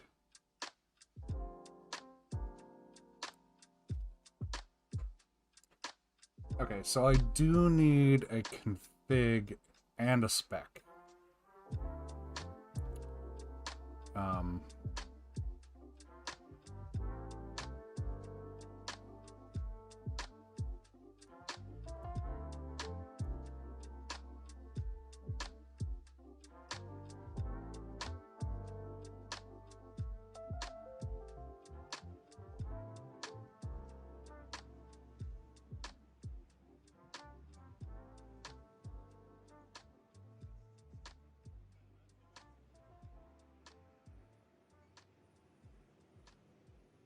one thing I'm gonna have to do is include spi.h.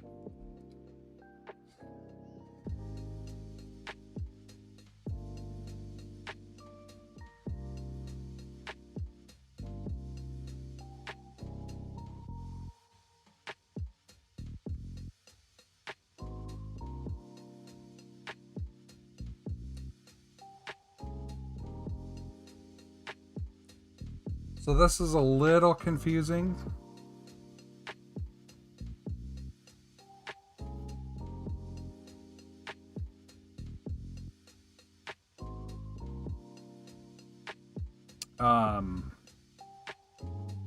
Because what looks like I need to do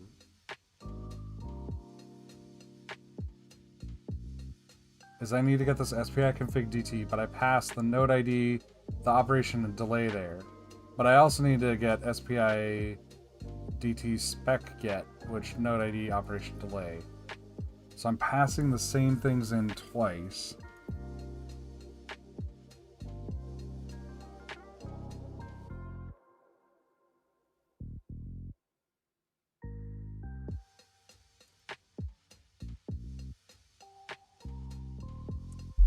I'm gonna go without the spec for now.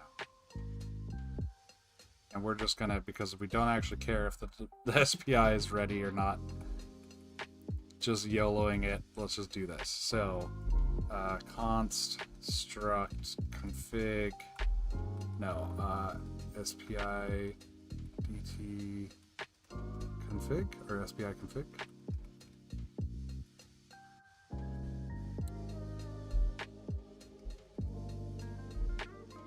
Big equals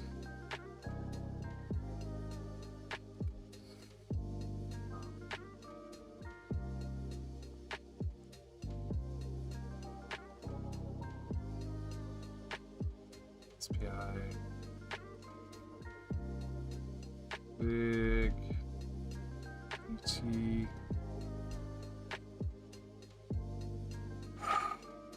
and then I want the circ node and then operation and delay we'll just put as 0 for now.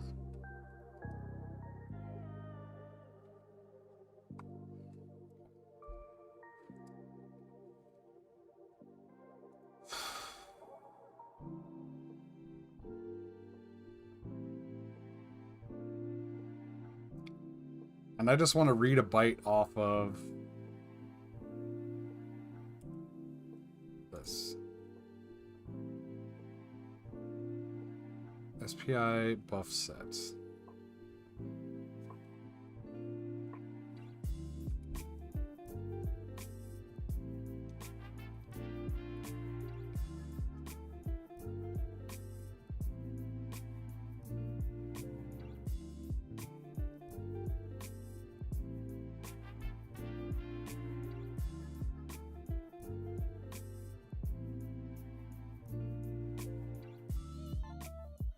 How do I make one of those?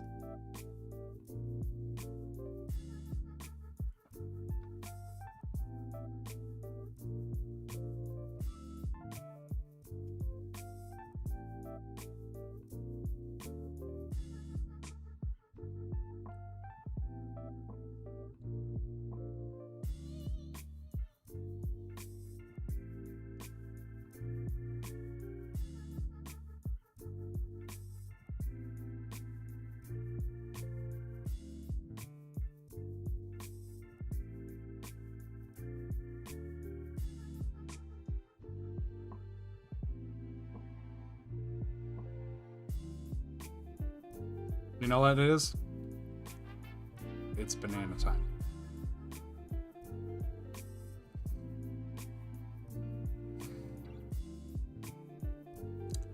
Because I need to think about how I'm going to proceed from here. Because I see all the pieces. I see a bunch of pieces. I don't know how to put them together. And I think I need to look at an example.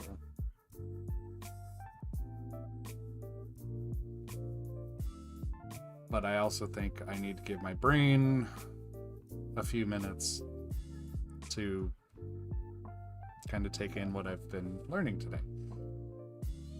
So yeah, I am going to go get a banana, and I'll be back in just a moment. And we'll continue on this.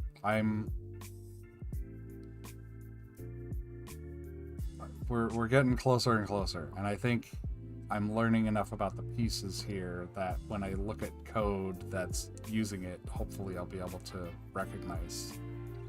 But what I want to do is just kind of grab for SPI write or SPI read or whatever in the examples and see if I can find some stuff that uses this and go from there. But I will be right back with a banana momentarily.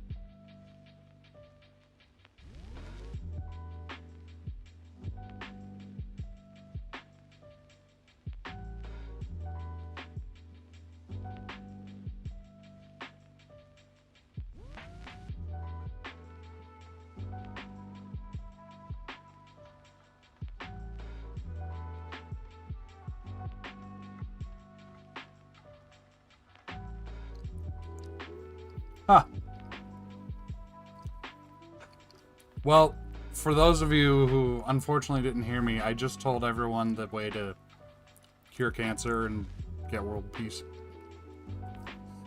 So, if you didn't get that, sorry. It has absolutely nothing to do with this board.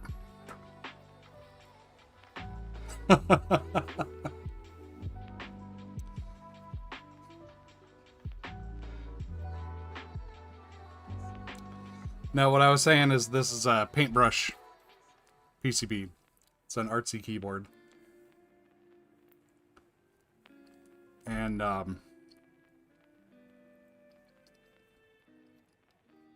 there's apparently something wrong with it. I don't know what it is. Like, I think the silks are wrong or something, but it's electrically fine.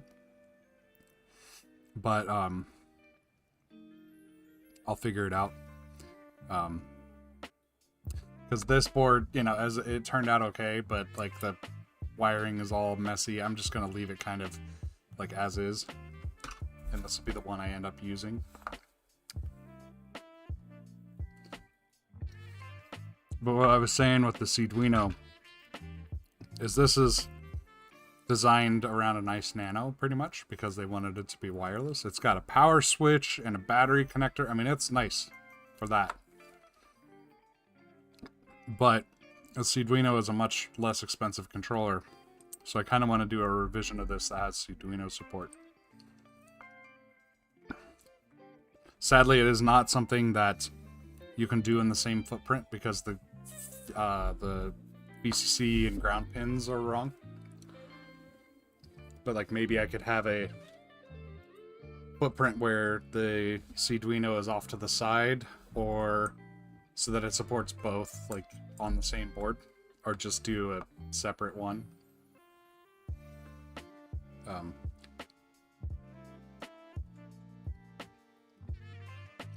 Because I want to be able to run ZMK, but not have to have like super expensive controllers.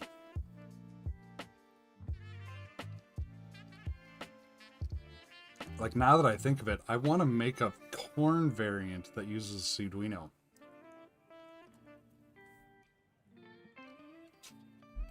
Because it should be totally doable.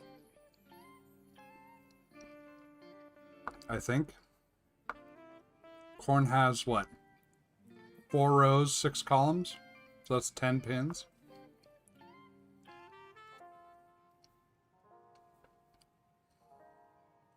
Should be doable. I don't know. We'll see.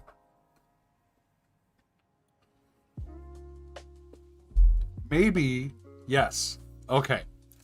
That. So I've been wanting to do a hand wire corn build. No, I can't. Because it's got 10, that's 10 pins, but then I forgot the...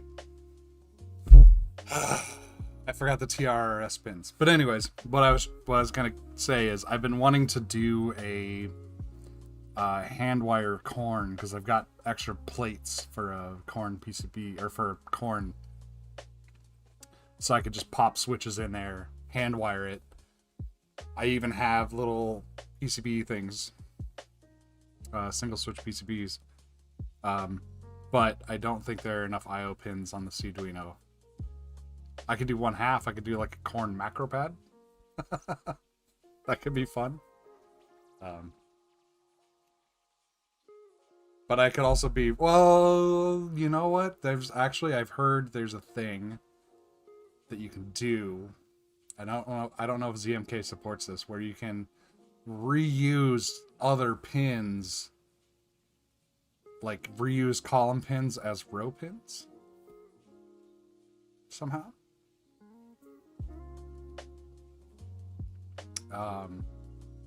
So maybe that's a thing I'll look into. I don't know. Not gonna happen today. I'll probably build this. I mean, I could do it right now, but I want to keep working on this. I want to get something first. But I want to build this at some point to play around with Artsy some more. Maybe I'll do a little bonus stream, or I'll do it as a video instead of a stream. I can be like, okay, great, and look, we're gonna, you know, solder, and then edit it. That'll be a good dabble. That's what I'll do. I will make it a video, not a stream. How's that?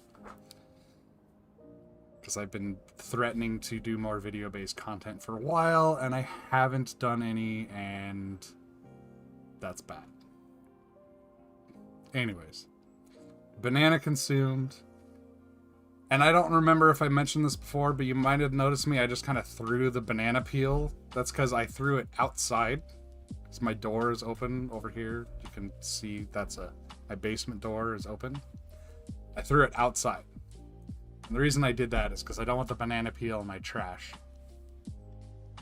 Because I don't clean this trash out as often as I would need to if I was putting food scraps in there. But if I throw it outside, if I forget about it, it's outside. A bird will take it or something. I don't know, whatever. Or I'll step on it at some point. I just throw it outside. And yes, I live in a condo, but it's a basement and there's a big stairwell down here that only I can really see. So it's not like I'm chucking trash out into the backyard of my condo building. I'm not that much of a slob. Yes, streams are fun, but this doesn't deserve its own full stream. But I want to build it. And I don't want to wait until Saturday to build it. So I could do like an ad hoc stream where it's just like, oh yeah, I'm going to stream for an hour tonight or something like that. No topic, but whatever. I don't know.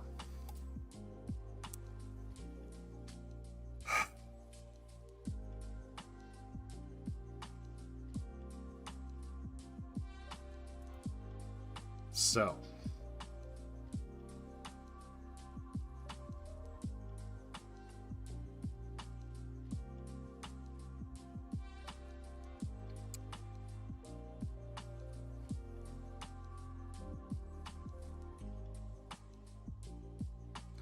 Oh wait, I see. So I can do SPI read DT, or I can do SPI read. So I can give it a device and a config, or I can give it a spec. So I do want the spec. Or I can use the spec. But it's fine. We're just going to go with this. So what I need to do... Yes, that's right. What I was going to do is I was going to search for SPI read in Zephyr samples. Okay. Okay.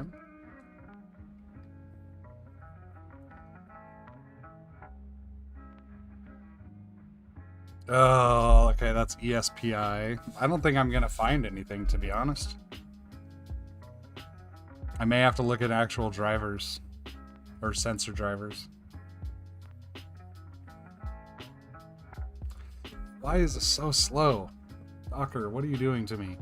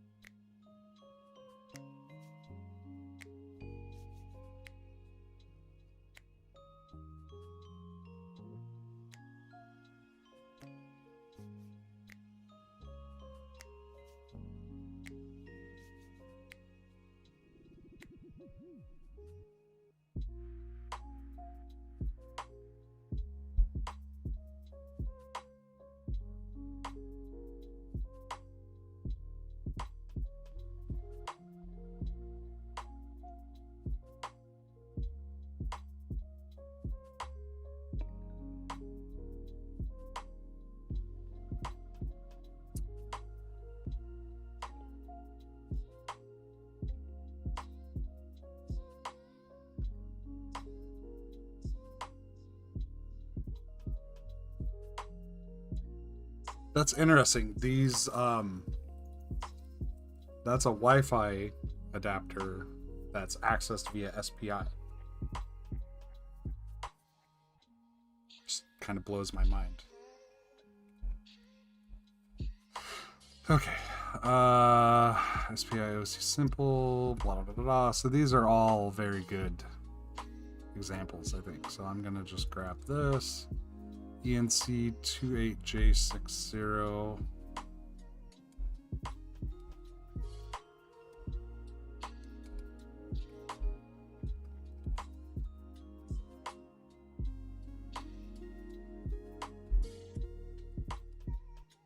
J60.C. So then we do SPI buff set.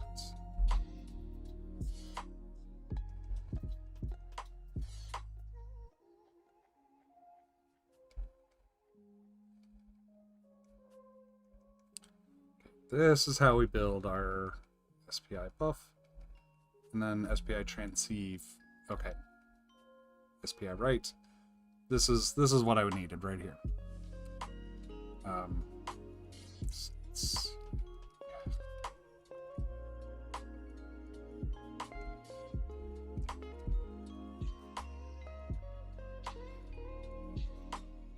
Const struct SPI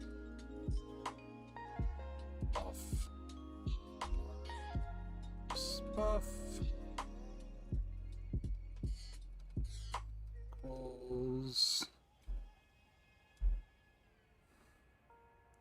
buff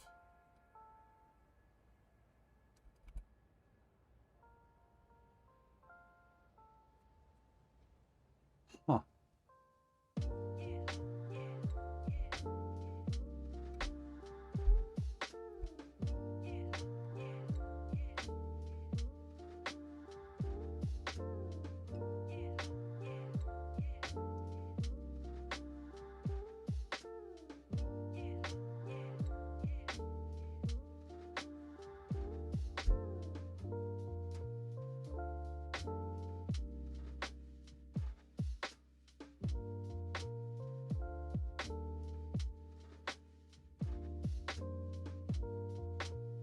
So, interesting. This is using the same array as both the read buffer, or the transmit buffer, and the read buffer. So, that's really interesting to me. I wonder if it's manipulating each bit in the buffer manually or directly or something. Like it pulls off a bit off the transmit and then reads the read and kind of swaps it out in place. That's a great way to do it for space conservation and stuff like that. It just, I never would have thought to do that if I hadn't seen this. But since we only care about read right now and not writing, what we're going to do is we're going to const struct SPI buff set RX equals buffers equals RX buff equals 1. And then close that, and then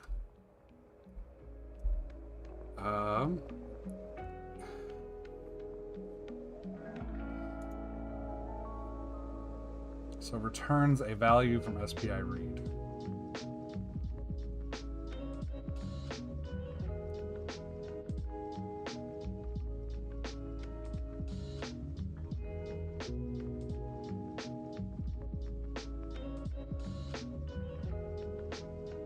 Oh wait, I see.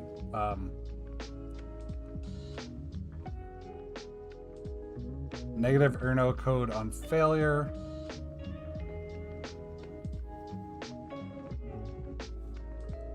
So we want ret I can't just do ret equals. Damn it. If SPI read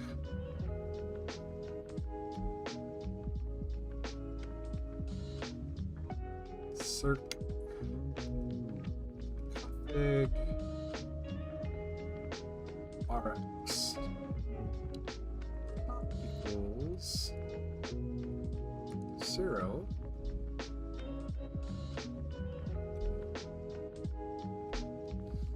Okay, now how do I Zephyr print to console? Logging.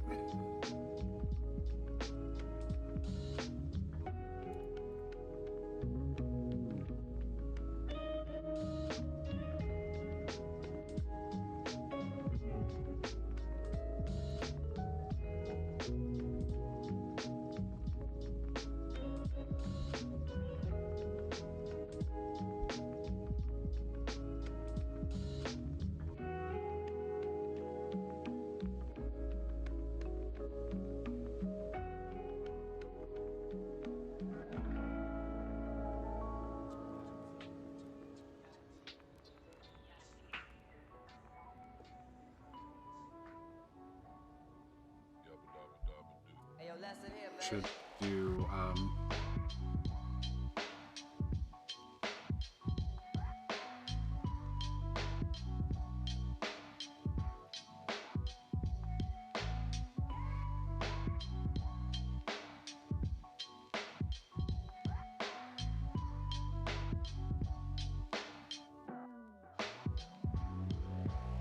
I actually need that back.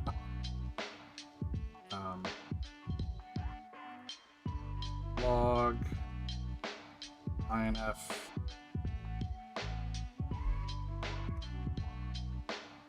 SPI read returned non-zero.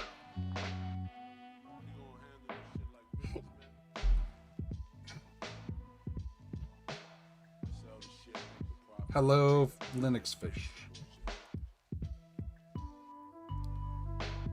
Okay.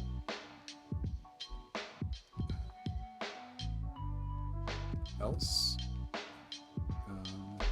Log INF.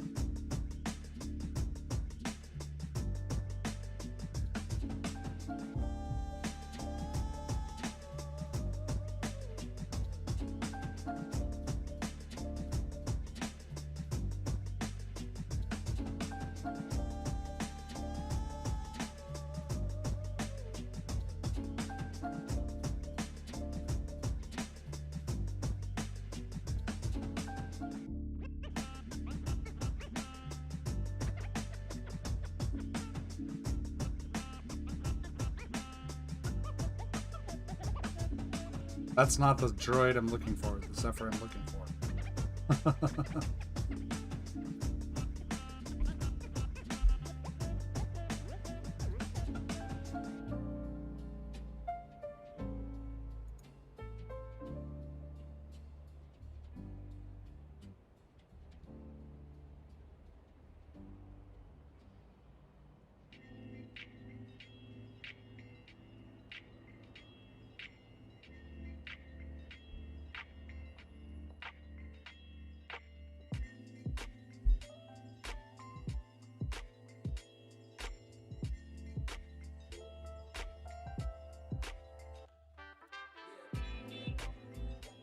This is totally not.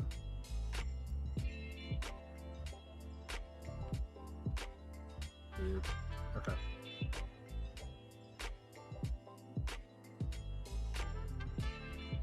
I'm trying to figure out how to enable the debug console,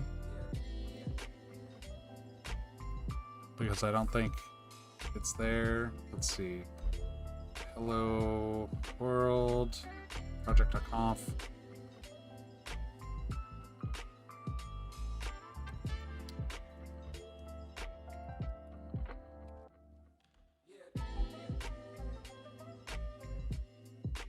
Okay, so I can just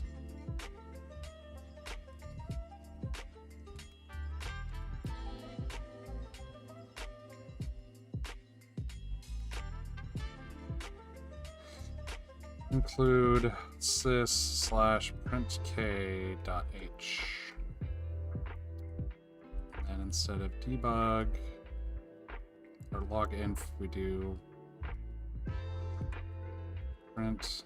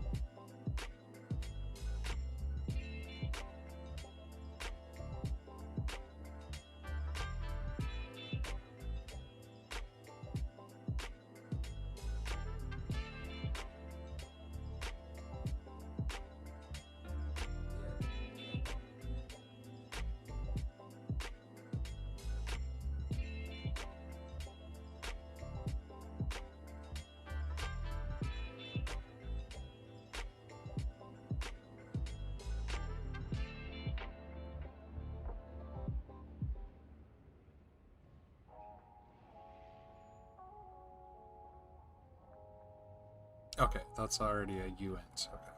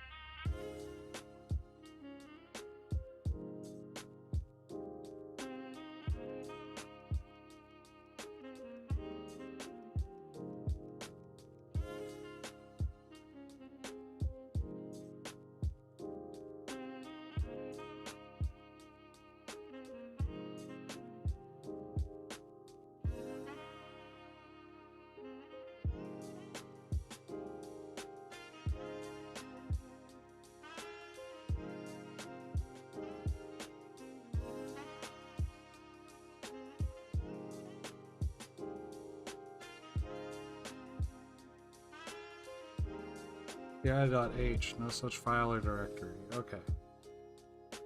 Find Zephyr dash name SPI.h.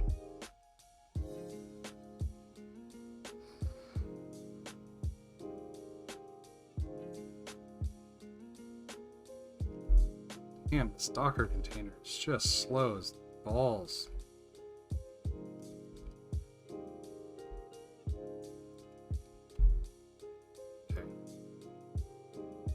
I just need drivers? I think I just need drivers. So... Oops.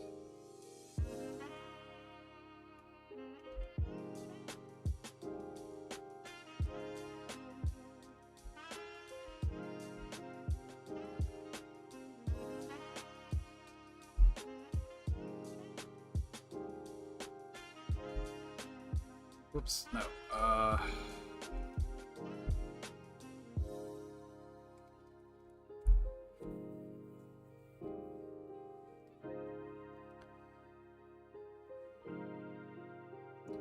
with how slow this Docker container is, I'm really tempted to install all the tool chain and everything outside of a Docker container, just to enable this, make this feedback cycle much faster. But I'm also a little bit concerned that it wouldn't help much. I don't know. Maybe I need to give the Docker container more resources or something. I don't even know what's what. So we'll see.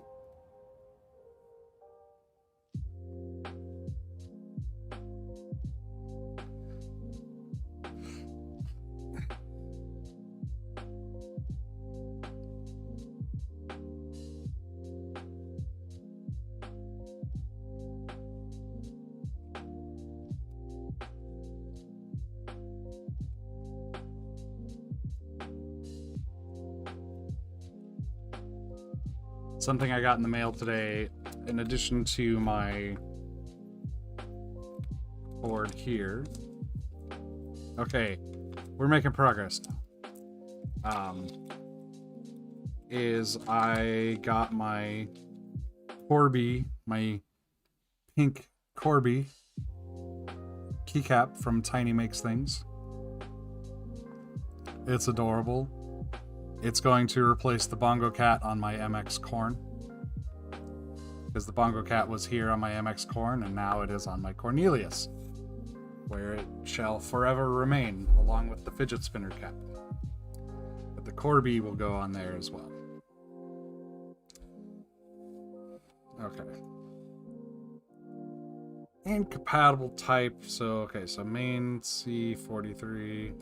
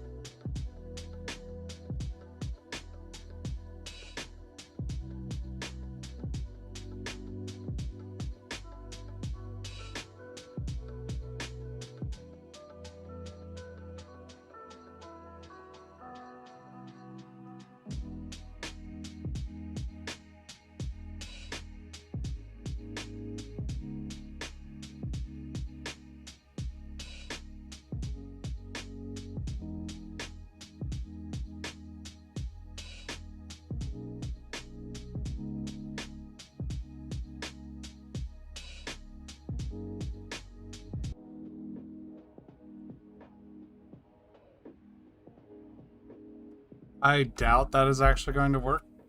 This is one of the ways my... Whoops. It's a syntax error anyways. One of the ways my C is just, I don't know what the hell I'm doing. But...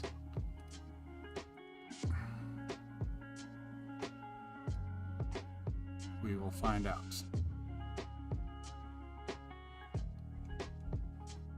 Maybe...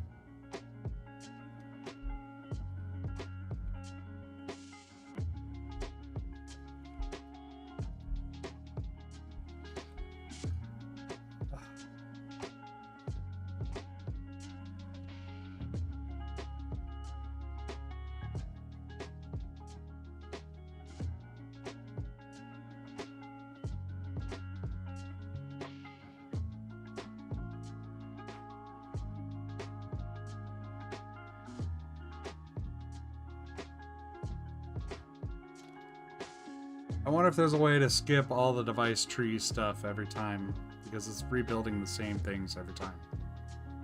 I haven't manipulated the device tree, so I can save a good 30 or 40 seconds of build time doing that, I think.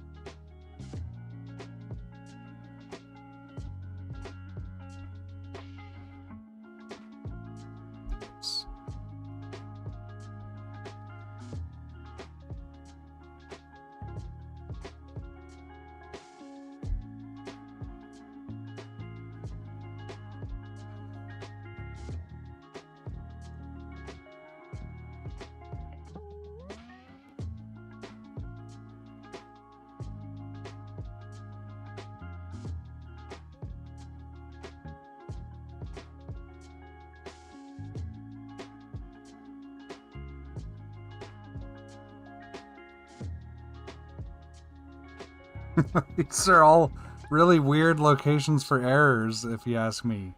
Like, why on the I? And why on the I there and on the E there? I don't know.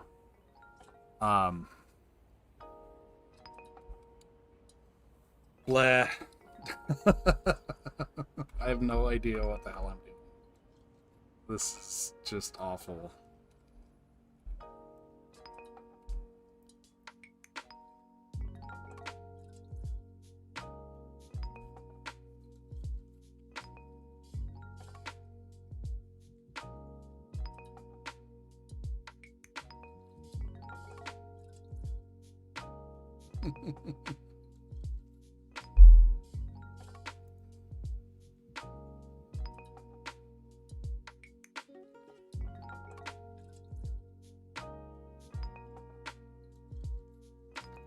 I mean, I could probably manually configure all this, but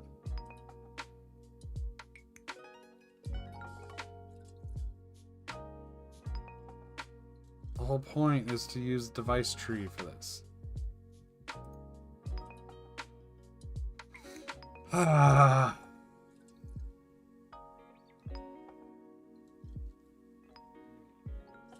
Okay.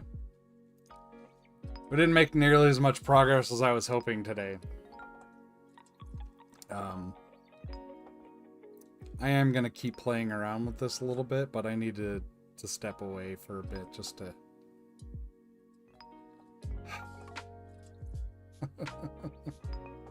just to let my brain kind of process everything.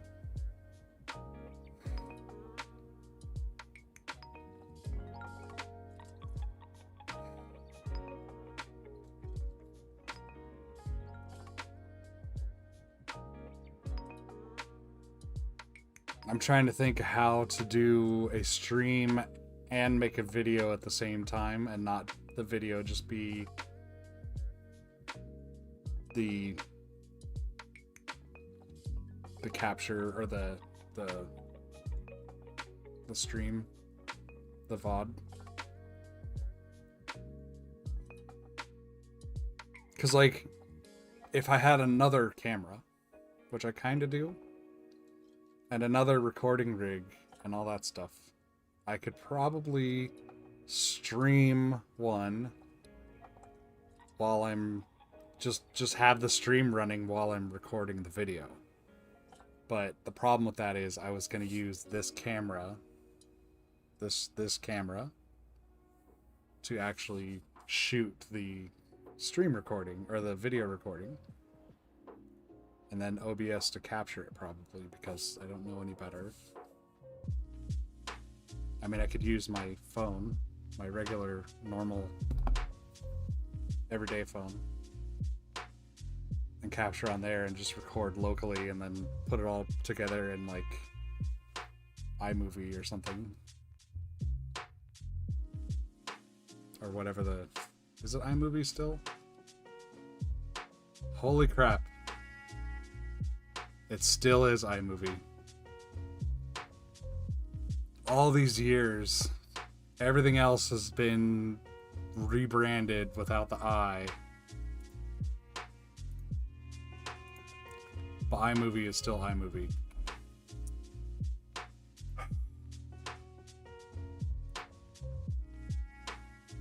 Wow, and opening iMovie killed the stream for a second. That's fun.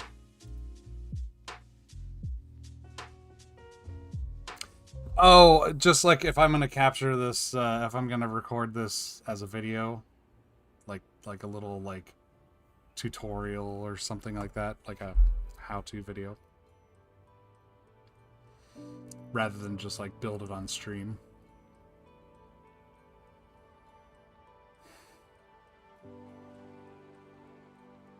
But then, like, you were like, but streams are fun. And I'm like, yeah, I could do both. I could stream making the video, I guess. I don't know.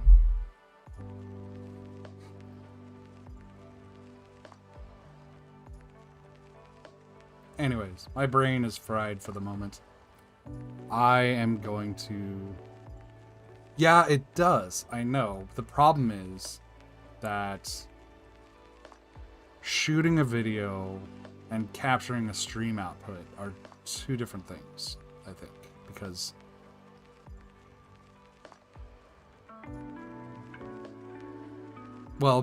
building this, I would want to do not necessarily a fixed camera that never moves. I'd want to, you know, like, poor example here, but roll with it. I have my soldering iron, and I'm like, okay, we're gonna solder this and this and this, but I want a close-up shot of that. So I move the camera into the right position to get the close-up shot for that. And maybe I do two, move the camera a little bit, do two more, move the camera a little bit, just so I get some different angles that I can play around with in post. Because I'm not gonna have the video contain me going, okay, solder this one, solder this one, solder this one. It's gonna be like, okay, and we'll solder up the sockets, and then you see me do two sockets, and then you see the finished product, right?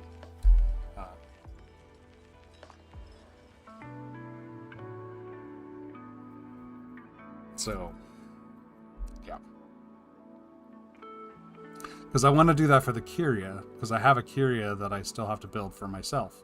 And I have another one on the way for commission. But for the one I want to build for myself, I'll probably build that... or I've been thinking about building like doing like a Curia build guide video.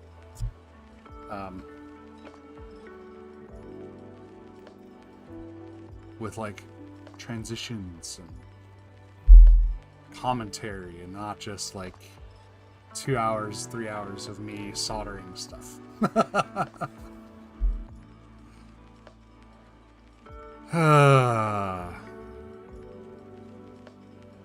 Trying to diversify my content a little bit, because just streaming random, trying to figure stuff out is fun, but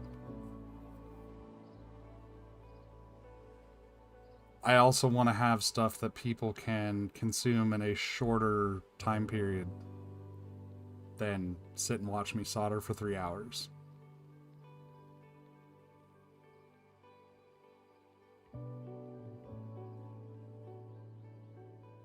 Anyways.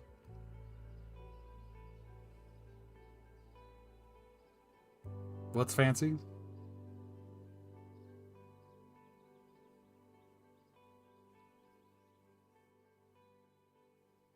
I should just... Let me get my Curia out that I need to build.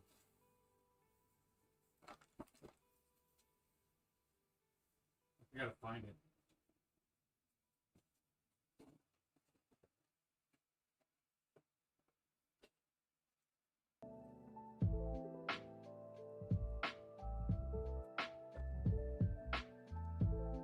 Oops. Showed everyone my address. Not like it's hard to find. So, we got all black MBKs. Got matte black case with the translucent layer. This also has the integrated OLED cover that's in the matte black because, you know, I don't OLEDs, you know, okay. I'm not a huge OLED person. I don't need them. Curia PCB. Customs declaration form. Cables and my stroopwafel. And the other half of the case. Haven't decided if I wanted to make this wireless or not, but now that I have a bunch of nice nanos, I might as well. Oh no! I'm not going to because it's got lights. And basically, what I want to have is this is just Cylon mode all the time. It's got the little red Knight Rider style or Cylon style red lights because that matte black with that red pulse just looks. Looks amazing.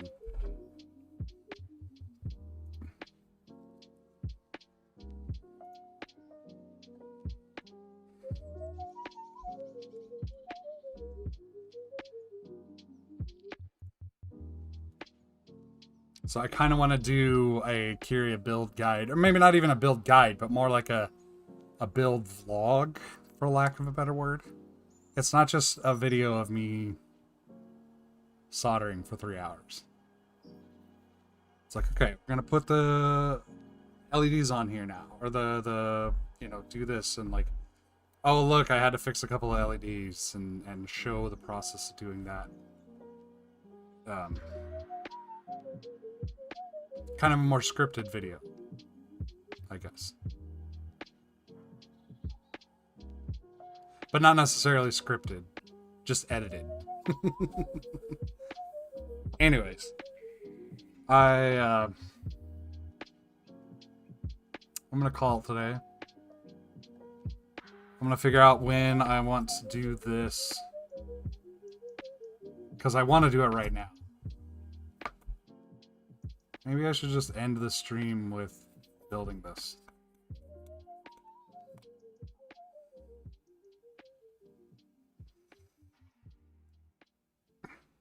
But I also kind of just need a break. Oh, I think I see what's wrong with the silks.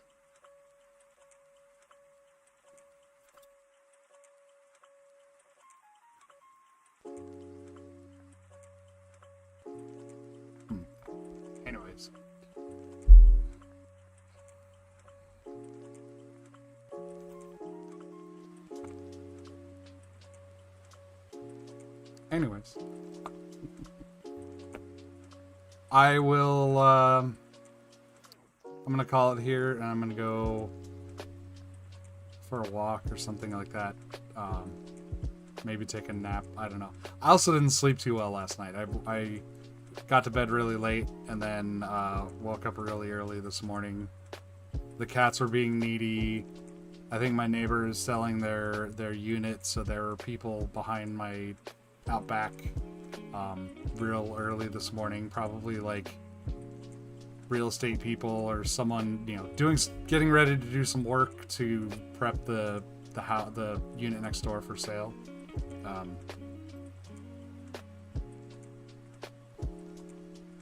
then I got my coffee really late. Anyways, I'm gonna quit rambling and let everybody go. I'll see y'all on Discord.